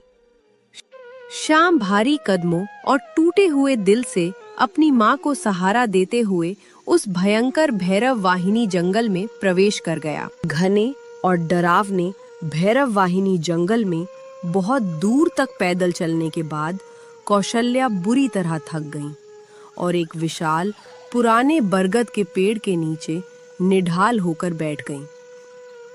श्याम, अब मेरे पैरों में एक कदम भी और चलने की हिम्मत नहीं बची है। मुझे थोड़ा सुस्ताने दे बेटा। माँ, मुझे सच सच बताइए कि आप मुझे इस खूंखार जंगल में क्यों लेकर आई हैं? यहाँ तो दूर दूर तक कोई इंसान नहीं है। बेटा, आज तुझे एक बहुत बड़ा राज बताने का समय आ गया है। एक ऐसा राज जो मैंने सालों से अपने सीने में दफन कर रखा था। राज? कैसा राज माँ? क्या आपने मुझसे कोई बात छुपाई है? हाँ श्याम, तेरे पिताजी ने इसी भैरव वाहिनी जंगल के बीचों बीच स्थित एक पुराने खंडहर हो चुके मंदिर में एक अनमोल खजाना छुपा कर रखा है। अगर वो खजाना आज हमें मिल जाए तो हमारे दुख के दिन हमेशा के लिए खत्म हो जाएंगे। माँ, पिताजी ने खजाना छुपाया था? तो ये बात आपने मुझे पहले क्यों नहीं बताई? हम इतने सालों से गरीबी की मार क्यों झेल रहे थे? क्योंकि तेरे पिताजी का सख्त आदेश था कि उस खजाने को तब तक हाथ मत लगाना जब तक सिर पर कोई बहुत बड़ी और जानलेवा मुसीबत ना आ पड़े। आज जब हमारे पास न घर है न पैसा, तो उस खजाने को निकालने का यही सही समय है। माँ, ये तो बहुत बड़ी खुशखबरी है। मैं अभी जाकर उस खंडहर मंदिर की खोज करता हूँ। आप भी चलिए मेरे साथ। नहीं श्याम, मुझसे अब एक कदम भी नहीं चला जाएगा। तू जा, वो खंडहर मंदिर इसी जगह के आसपास ही कहीं होना चाहिए। मैं तेरा यहीं बैठकर इंतजार करती हूँ। श्याम के मन में एक नई उम्मीद की किरण जाग उठी। वह तेजी से जंगल के भीतर उस पुराने खंडहर मंदिर को खोजने निकल पड़ा। काफी देर तक झाड़ियों और कांटों से जूझने के बाद भी उसे कोई मंदिर नहीं दिखाई दिया। माँ ने कहा था मंदिर पास ही है, पर यहाँ तो दूर दूर तक कोई खंडहर नहीं है। कहीं माँ को इतने सालों बाद जगह याद रखने में कोई भूल तो नहीं हो गई? लेकिन श्याम ने हिम्मत नहीं हारी और वह जंगल के और भी घने हिस्से की तरफ आगे बढ़ता चला गया। कांटे उसके पैरों को चीर रहे थे, लेकिन उसे केवल अपनी बीमार माँ और उस खजाने की चिंता थी। अचानक पेड़ों के एक झुरमुट के बीच से उसे पत्थरों का एक बहुत पुराना टूटा फूटा ढांचा दिखाई दिया। अरे, वह सामने क्या है? लगता है वह पत्थरों की कोई प्राचीन इमारत है। शायद माँ इसी पुराने खंडहर मंदिर की बात कर रही थी। मुझे जल्दी से वहां जाकर देखना चाहिए। श्याम दौड़कर उस ढांचे के पास पहुंचा। वह सचमुच एक बहुत ही प्राचीन और वीरान खंडहर मंदिर था, जिसकी दीवारें ढह चुकी थीं और जगह-जगह जंगली बेलें और काई उगी हुई थी। मंदिर तो मिल गया, लेकिन इतने बड़े खंडहर में पिताजी ने वह खजाना कहाँ छुपाया होगा? मुझे चप्पा चप्पा छान मारना पड़ेगा। श्याम ने उस वीरान मंदिर के अंदर प्रवेश किया। वहां दिन के उजाले में भी काफी अंधेरा और डरावना सन्नाटा था। वह भारी पत्थरों को हटाकर और पुरानी टूटी मूर्तियों के पीछे अपना खजाना ढूंढने लगा। यहाँ तो कुछ भी नहीं है, सिर्फ धूल, मकड़ी के जाले हैं। हे भगवान, कहीं किसी और ने तो वह खजाना पहले ही नहीं निकाल लिया। अगर ऐसा हुआ तो मेरी माँ का क्या होगा? श्याम निराश होकर वापस लौटने ही वाला था कि तभी उसकी नजर मंदिर के एक अंधेरे कोने में दीवार के भीतर बने एक छोटे से ताक पर पड़ी। वहां एक पुरानी धूल फाकती हुई लाल रंग के कपड़े की पोटली रखी हुई थी। उस लाल कपड़े की पोटली को देखते ही श्याम की आंखों में चमक आ गई। अरे वाह, वो लाल कपड़े की पोटली कैसी है? जरूर पिताजी ने इसी लाल पोटली के अंदर सोने चांदी के सिक्के और कीमती जेवरात छुपाए होंगे। आज मेरी सारी लाचारी दूर हो जाएगी। श्याम दौड़कर उस ताक के पास गया और उसने कांपते हाथों से उस लाल कपड़े की पोटली को उठा लिया। लेकिन पोटली को हाथ में लेते ही श्याम का खिला हुआ चेहरा अचानक उतर गया। ये क्या? ये पोटली तो बहुत ही ज्यादा हल्की है। अगर इसमें सोने चांदी होता तो इसका वजन इतना कम थोड़ी होता। श्याम ने धड़कते दिल से उस लाल कपड़े की गांठ खोली और उसके अंदर देखा। अंदर का नजारा देखकर श्याम पूरी तरह से सन्न रह गया, जैसे उसके पैरों तले जमीन खिसक गई हो। है? ये क्या भद्दा मजाक है? इस लाल कपड़े में तो केवल एक सूखी हुई आम की गुठली रखी है। पिताजी ने इस मामूली सी आम की गुठली को खजाना क्यों कहा था? ऐसी गुठलियां तो गांव के बच्चे चूस कर सड़क पर फेंक देते हैं। श्याम ने उस लाल पोटली को गुस्से में वही जमीन पर पटक दिया और अपना सिर पकड़कर रोने लगा। मेरी तो किस्मत ही खराब है। न लकड़ियों का काम बचा, न छत बची, और अब खजाने के नाम पर ये आम की सूखी गुठली मिली है। माँ को जाकर क्या मुंह दिखाऊंगा? वो तो यही सोच रही होंगी कि उनका बेटा सोना लेकर आएगा। श्याम भारी मन से उस लाल कपड़े और गुठली को उठाकर वापस उसी बरगद के पेड़ की तरफ लौट पड़ा, जहां उसकी माँ कौशल्या उसका इंतजार कर रही थी। श्याम को आता देख कौशल्या के पीले चेहरे पर खुशी की लहर दौड़ गई। आ गया मेरा लाल। क्या हुआ श्याम? क्या तुझे तेरे पिताजी का वो खंडहर मंदिर और खजाना मिल गया? माँ, खजाना तो मिल गया, पर हमारी फूटी किस्मत में सोना चांदी नहीं, सिर्फ धोखा लिखा है। देखिए इस लाल कपड़े की पोटली में क्या है। श्याम ने वह लाल कपड़ा अपनी माँ के सामने खोल कर रख दिया। कौशल्या ने जब उसमें रखी सूखी गुठली को देखा तो वो भी सदमे में आ गई। श्याम बेटा, ये क्या है? इसमें तो सिर्फ एक आम की गुठली है। तेरे पिताजी ने तो मरते वक्त मुझसे सचमुच एक अनमोल खजाने की बात कही थी। क्या उन्होंने अपनी ही पत्नी और बेटे के साथ कोई मजाक किया था? यही तो मैं भी सोच रहा हूं माँ। हमारी गरीबी और सेठ करोड़ीमल का कर्जा मिटाने के लिए ये आम की गुठली क्या काम आएगी? अब हम दोनों इस जंगल में भूख और जंगली जानवरों का शिकार होकर तड़प तड़प कर मर जाएंगे। कौशल्या और श्याम दोनों उस लाल पोटली के पास बैठकर अपने भाग्य को कोसते हुए जोर जोर से रोने लगे। तभी उस जंगल के रास्ते से एक बहुत ही शांत, ज्ञानी और दिव्य संत गुजर रहे थे। वे कोई और नहीं, महान संत कबीर दास जी थे। श्याम और कौशल्या को इस तरह रोता देख संत कबीर दास जी उनके पास आकर रुक गए। राम राम भाई, तुम दोनों इस निर्जन वन में क्यों विलाप कर रहे हो?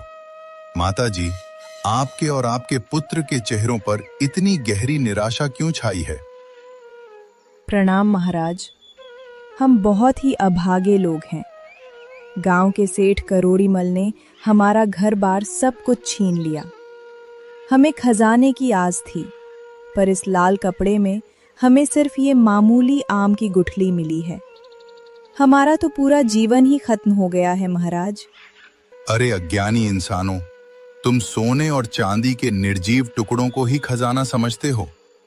असली खजाना तो प्रकृति का होता है, जो जीवन देता है। क्या सोना तुम्हारी भूख मिटा सकता है? लेकिन महाराज, हम इस एक सूखी गुठली का क्या करेंगे?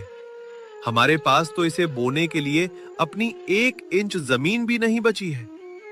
सुनो श्याम, ये कोई मामूली गुठली नहीं है।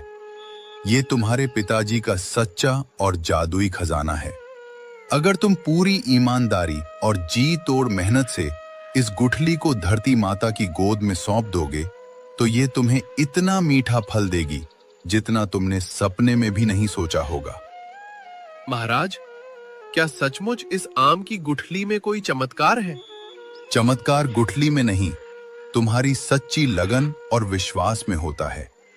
चंदनपुर गांव के बाहर जो बंजर और वीरान जमीन पड़ी है, तुम वहीं जाकर एक छोटी सी झोपड़ी बनाओ और इस आम की गुठली को बो दो। ईश्वर तुम्हारा कल्याण करेगा। इतना कहकर संत कबीर दास जी अपने मार्ग पर आगे बढ़ गए।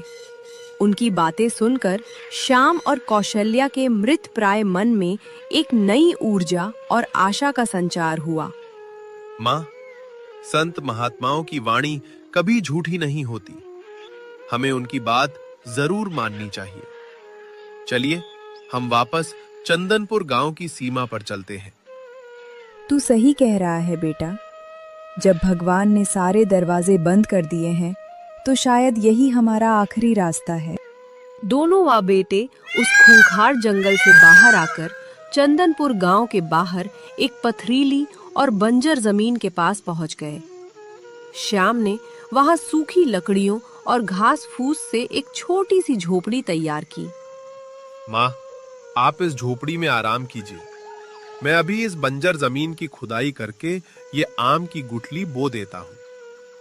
श्याम ने दिन रात एक करके पसीना बहाकर उस कठोर और पथरीली जमीन को खोदा और उस लाल कपड़े से निकालकर गुठली को बड़े ही प्यार से मिट्टी में दबा दिया। वह रोज दूर नदी से पानी लाकर उसे सींचता था। उधर गांव में सेठ करोड़ीमल के नौकर भोलू ने श्याम को देखा और हवेली जाकर सेठ को खबर दी।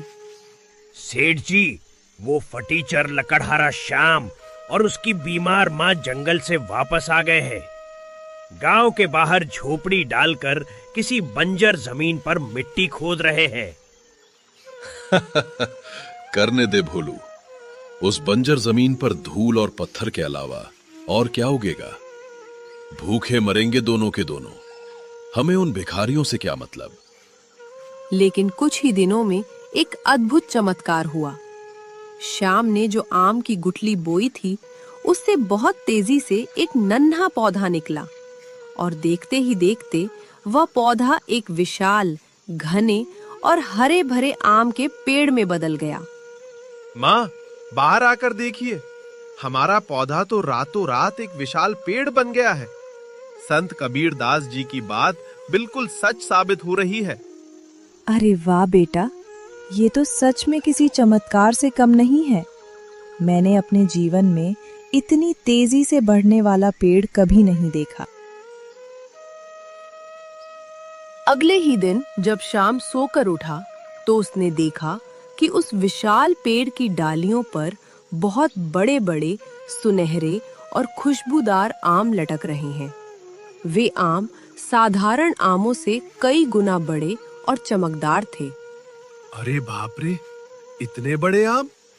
माँ देखिए, पिताजी का खजाना फल देने लगा है। भगवान की लीला अपरंपार है बेटा। जरा एक आम तोड़कर देख, अंदर से कैसा है। श्याम ने जैसे ही एक बड़ा सा आम तोड़ा और उसे काटा, उसमें से बहुत ही मीठा, रसीला और सुगंधित गूदा निकला। दोनों ने उसे खाया तो वे उस अलौकिक स्वाद से हैरान रह गए। माँ, ये आम तो स्वर्ग के अमृत से भी ज्यादा मीठा है। मैंने आज तक इतना स्वादिष्ट फल नहीं चखा। बेटा श्याम, तू आज ही इन आमों को टोकरी में रखकर बाजार लेकर जा। लोग इन्हें खुशी खुशी खरीद लेंगे और हमारे पास फिर से पैसे आ जाएंगे। श्याम ने कई बड़े बड़े सुनहरे आम टोकरी में रखकर चंदनपुर के बाजार में ले गया। उसने जोर जोर से आवाज लगानी शुरू की। आम ले लो, एकदम मीठे, रसीले और खुशबूदार आम ले लो। श्याम के ठेले पर इतने बड़े और अद्भुत आम देखकर बाजार के लोग उसके पास इकट्ठा हो गए। वहां गांव का लड़का गोलू और रमेश भी आ गए। अरे श्याम भैया, इतने विशाल और सुंदर आम तुम कहाँ से लाए? ये तो देखने में ही बहुत शानदार लग रहे हैं। गोलू, ये मेरी अपनी मेहनत की फसल है। तुम एक आम चक्कर देखो, स्वाद ना आए तो पैसे मत देना। लाओ श्याम भाई, एक आम मुझे भी दे दो। अगर अच्छा हुआ तो मैं अपने पूरे परिवार के लिए तुमसे ही लिया करूंगा। श्याम ने रमेश को एक आम दिया। रमेश ने वहीं उसे काटा और एक टुकड़ा खाया। खाते ही रमेश की आंखें खुशी और आश्चर्य से चमक उठीं। वाह श्याम भाई वाह, क्या अद्भुत स्वाद है। ऐसा आम तो मैंने अपनी पूरी जिंदगी में नहीं खाया। लाओ, मुझे 5 आम और दे दो। रमेश की बात सुनकर बाकी लोगों ने भी आम खरीदने शुरू कर दिए। श्याम के सारे आम बहुत ही ऊंचे दामों पर और कुछ ही देर में हाथों हाथ बिक गए। हे भगवान, तेरा लाख लाख शुक्र है। आज मेरे पास काफी पैसे जमा हो गए हैं। अब मैं माँ के लिए अच्छा खाना और नई शॉल ले जाऊंगा। श्याम खुशी खुशी अपनी झोपड़ी की तरफ लौट आया, लेकिन जब वो अपने पेड़ के पास पहुंचा तो उसकी आंखें फटी की फटी रह गईं। ये कैसे हो सकता है? मैंने तो सुबह सारे पके हुए बड़े आम तोड़ लिए थे। फिर पेड़ पर इतने सारे नए आम अपने आप कैसे उगाए? बेटा श्याम, ये कोई साधारण गुठली नहीं थी। हम जितने आम तोड़ते हैं, ये रहस्यमय पेड़ उतने ही नए आम वापस दे देता है। हमारा ये खजाना अब कभी खत्म नहीं होगा।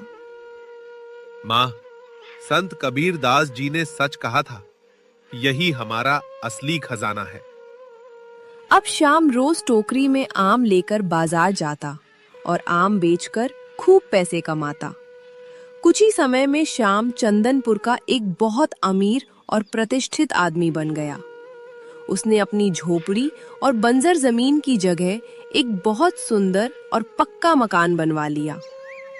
श्याम की यह तरक्की गांव के सेठ करोड़ीमल और उसके नौकर भोलू से बर्दाश्त नहीं हो रही थी। सेठ जी, अनर्थ हो गया। वो श्याम लकड़हारा जो सड़क पर आ गया था, आज उसने गांव के बाहर अपना नया पक्का मकान खड़ा कर लिया है। उसके पास अचानक इतना पैसा कहां से आ रहा है? भोलू, मेरी भी समझ में कुछ नहीं आ रहा है। मैंने तो उसकी झोपड़ी तक छीन ली थी।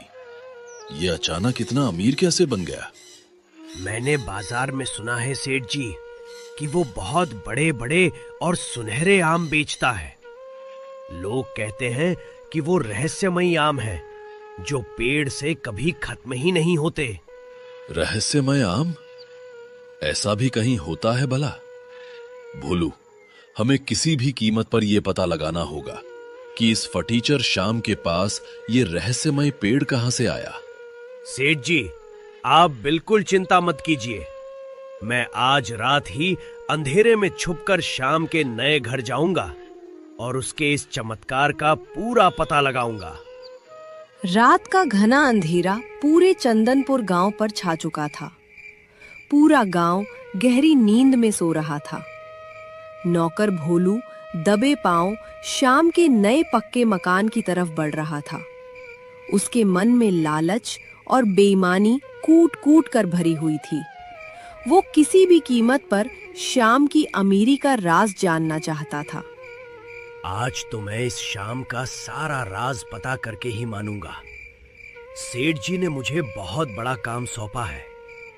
अगर मैंने वो रहस्यमयी चीज ढूंढ ली तो सेठ जी मुझे खुश होकर बहुत बड़ा इनाम देंगे। भोलू ने चुपके से श्याम के घर की एक खुली खिड़की से अंदर झांका। अंदर कमरे में श्याम और उसकी माँ कौशल्या गहरी नींद में सो रहे थे। कमरे के एक कोने में दीवार की ताक पर वही लाल रंग के कपड़े की पोटली सुरक्षित रखी हुई थी, जिसमें श्याम ने उस जादुई आम की दूसरी गुठली को संभाल कर रखा था। भोलू की लालची नजर उसी लाल पोटली पर जाकर टिक गई। भोलू दबे पांव घर के जाकर उस लाल रंग की पोटली को उठा लिया। पोटली हाथ में आते ही भोलू खुशी से पागल हो गया और बिना कोई आवाज किए वहां से सीधे सेठ करोड़ीमल की हवेली की तरफ भाग खड़ा हुआ। सेठ जी, ओ सेठ जी, मैं खाली हाथ नहीं लौटा हूँ। मैं सीधे उस लकड़हारे श्याम की किस्मत ही चुरा कर ले आया हूँ। देखिए ये लाल पोटली, इसी के अंदर उसकी सारी अमीरी का राज छिपा है। मैंने इसे उसके कमरे से चुरा लिया है। अरे वाह भोलू, तूने तो कमाल कर दिया। ला जल्दी से ये पोटली मुझे दे, देखूं तो सही इसके अंदर कौन सा खजाना है। सेठ करोड़ीमल ने तुरंत वह लाल पोटली खोल कर देखा। उसके अंदर वही सूखी हुई आम की गुठलियां रखी हुई थी, जिन्हें श्याम ने अगली फसल के लिए संभाल कर रखा था। सेठ जी उन्हें देखकर थोड़े हैरान हुए और उनका मुंह बन गया। ये क्या है भोलू? ये तो आम की सूखी और सड़ी हुई गुठलियां लग रही हैं। क्या सच में श्याम इन्हीं गुठलियों से वो आम उगाता है? तूने कोई गलत पोटली तो नहीं उठा ली? बिल्कुल नहीं सेठ जी, मैंने बाजार में भी लोगों से पूछताछ की थी। श्याम ने यही गुठलियां उस बंजर जमीन में बोई थी। ये कोई मामूली गुठलियां नहीं हैं। अगर हम इन्हें आपकी हवेली के पीछे वाली सबसे उपजाऊ जमीन में बो दे तो सोचिए आपके पास कितने सारे आम के पेड़ आ जाएंगे। आप इस पूरे इलाके के सबसे बड़े और अमीर सेठ बन जाएंगे। भोलू, तूने तो आज मेरा दिल खुश कर दिया। मैं आज रात ही इन गुठलियों को अपनी सबसे अच्छी जमीन में जाकर बो दूंगा। अब उस श्याम लकड़हारे का खेल खत्म। अब सिर्फ मैं ही बाजार में वो रहस्यमयी आम बेचूंगा और सारी दौलत मेरी होगी। सेठ करोड़ीमल लालच में इतने अंधे हो गए कि उन्होंने उसी रात अपने हाथों से वो रहस्यमयी गुठलियां अपनी जमीन में बो दी।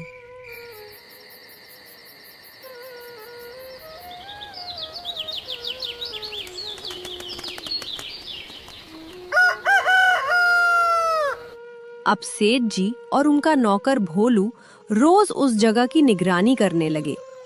कुछ ही दिनों में वहां भी आम के छोटे छोटे पौधे निकले और तेजी से विशाल पेड़ों में बदलने लगे। भोलू, देख रहे हो मेरा कमाल? मेरे पेड़ तो श्याम के पेड़ों से भी ज्यादा ऊंचे और घने लग रहे हैं। अब बस आम आने की देरी है। फिर देखना मेरा रुतबा कैसे और बढ़ता है। सेठ जी, आपकी किस्मत तो हमेशा से ही तेज रही है। श्याम जैसे छोटे लकड़हारे भला आपके सामने कैसे टिक सकते हैं? अब सारा मुनाफा हमारी ही जेब में आएगा।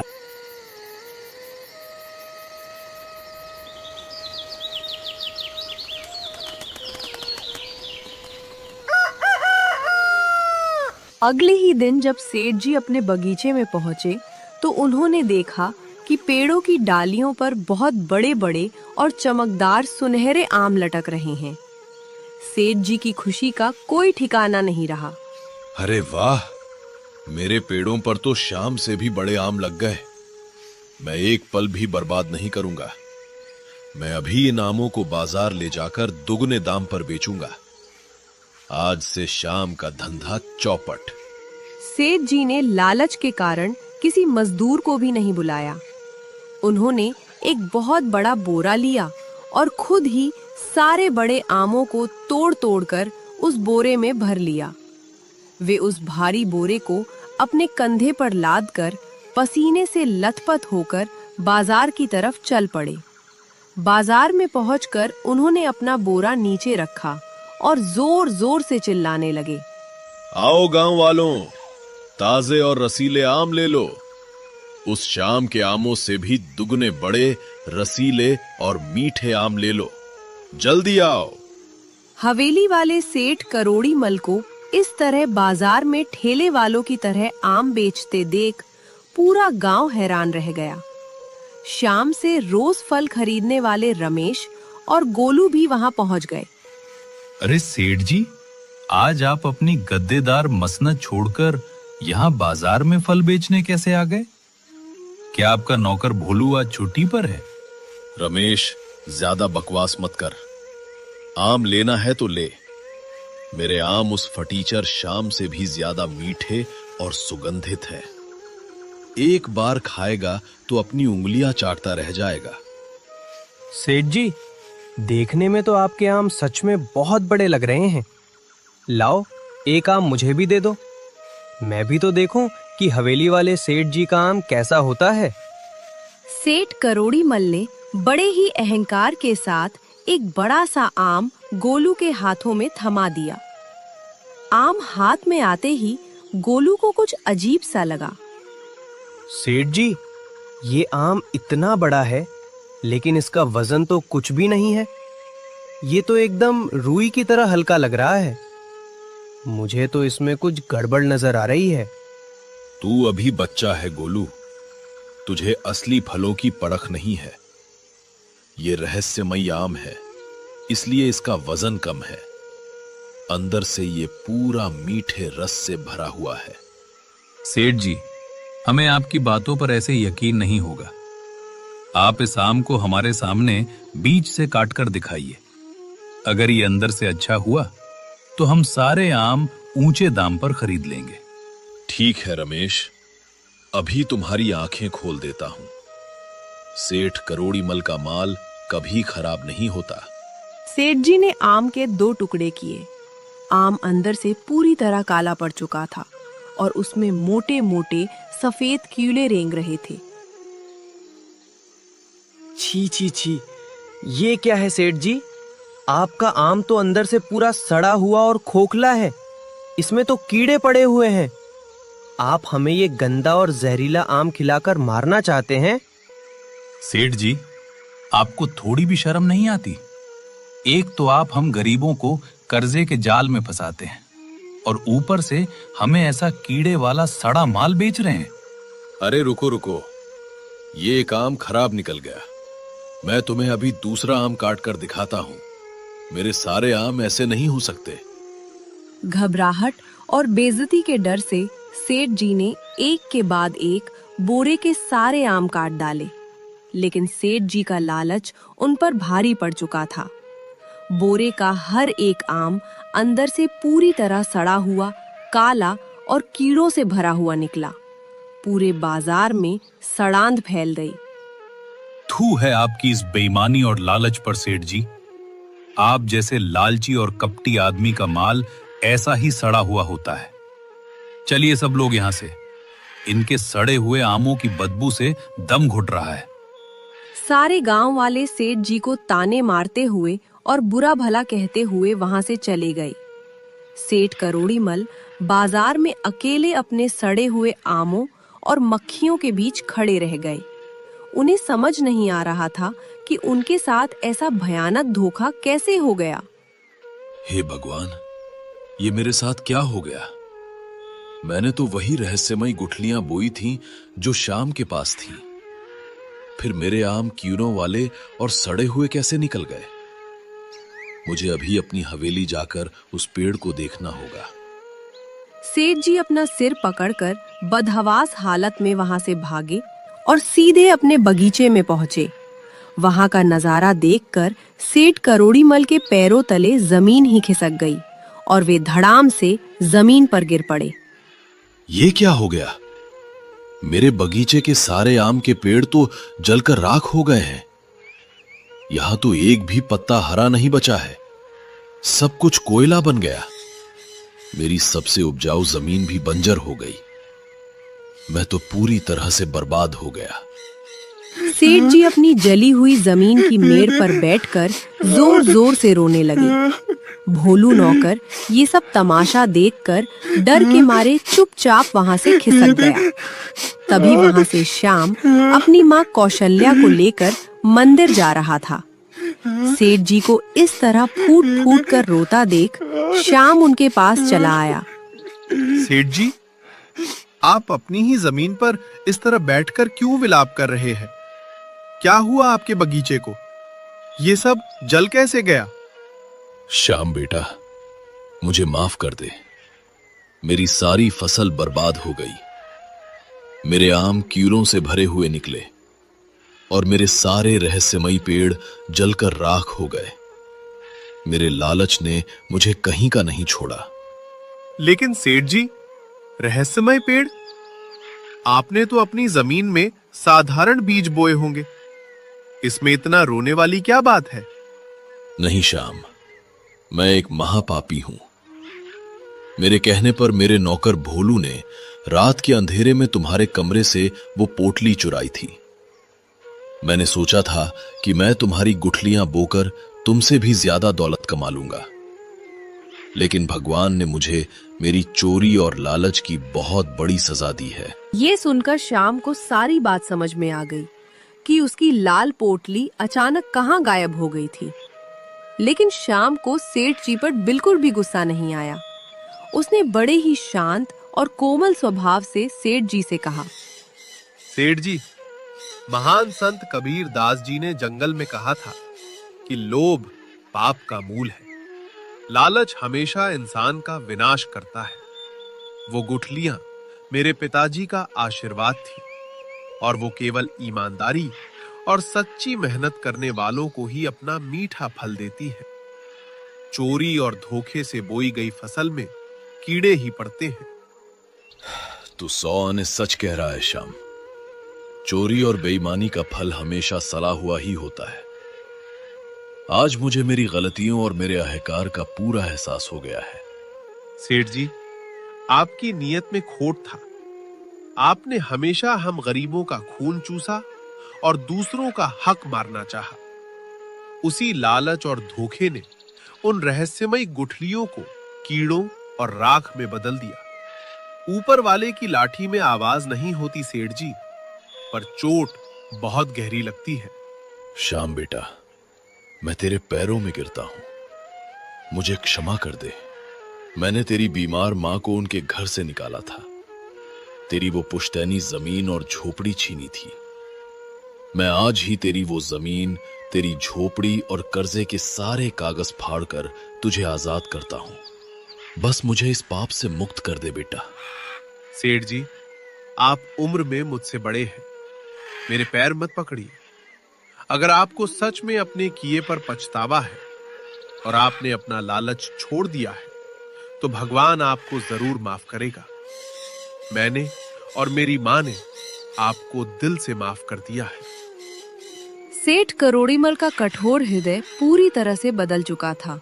उन्होंने उसी दिन श्याम का पुराना घर और जमीन उसे ससम्मान वापस लौटा दी और गांव के बाकी लोगों का कर्जा भी माफ कर दिया। मां, आज हमारा बुरा वक्त पूरी तरह से खत्म हो गया है। सेठ जी ने अपनी गलती मान ली है और हमारा पुराना घर हमें वापस दे दिया है। ये सब तेरे पिताजी के आशीर्वाद, संत कबीर दास जी के ज्ञान और तेरी सच्चाई का फल है बेटा। सच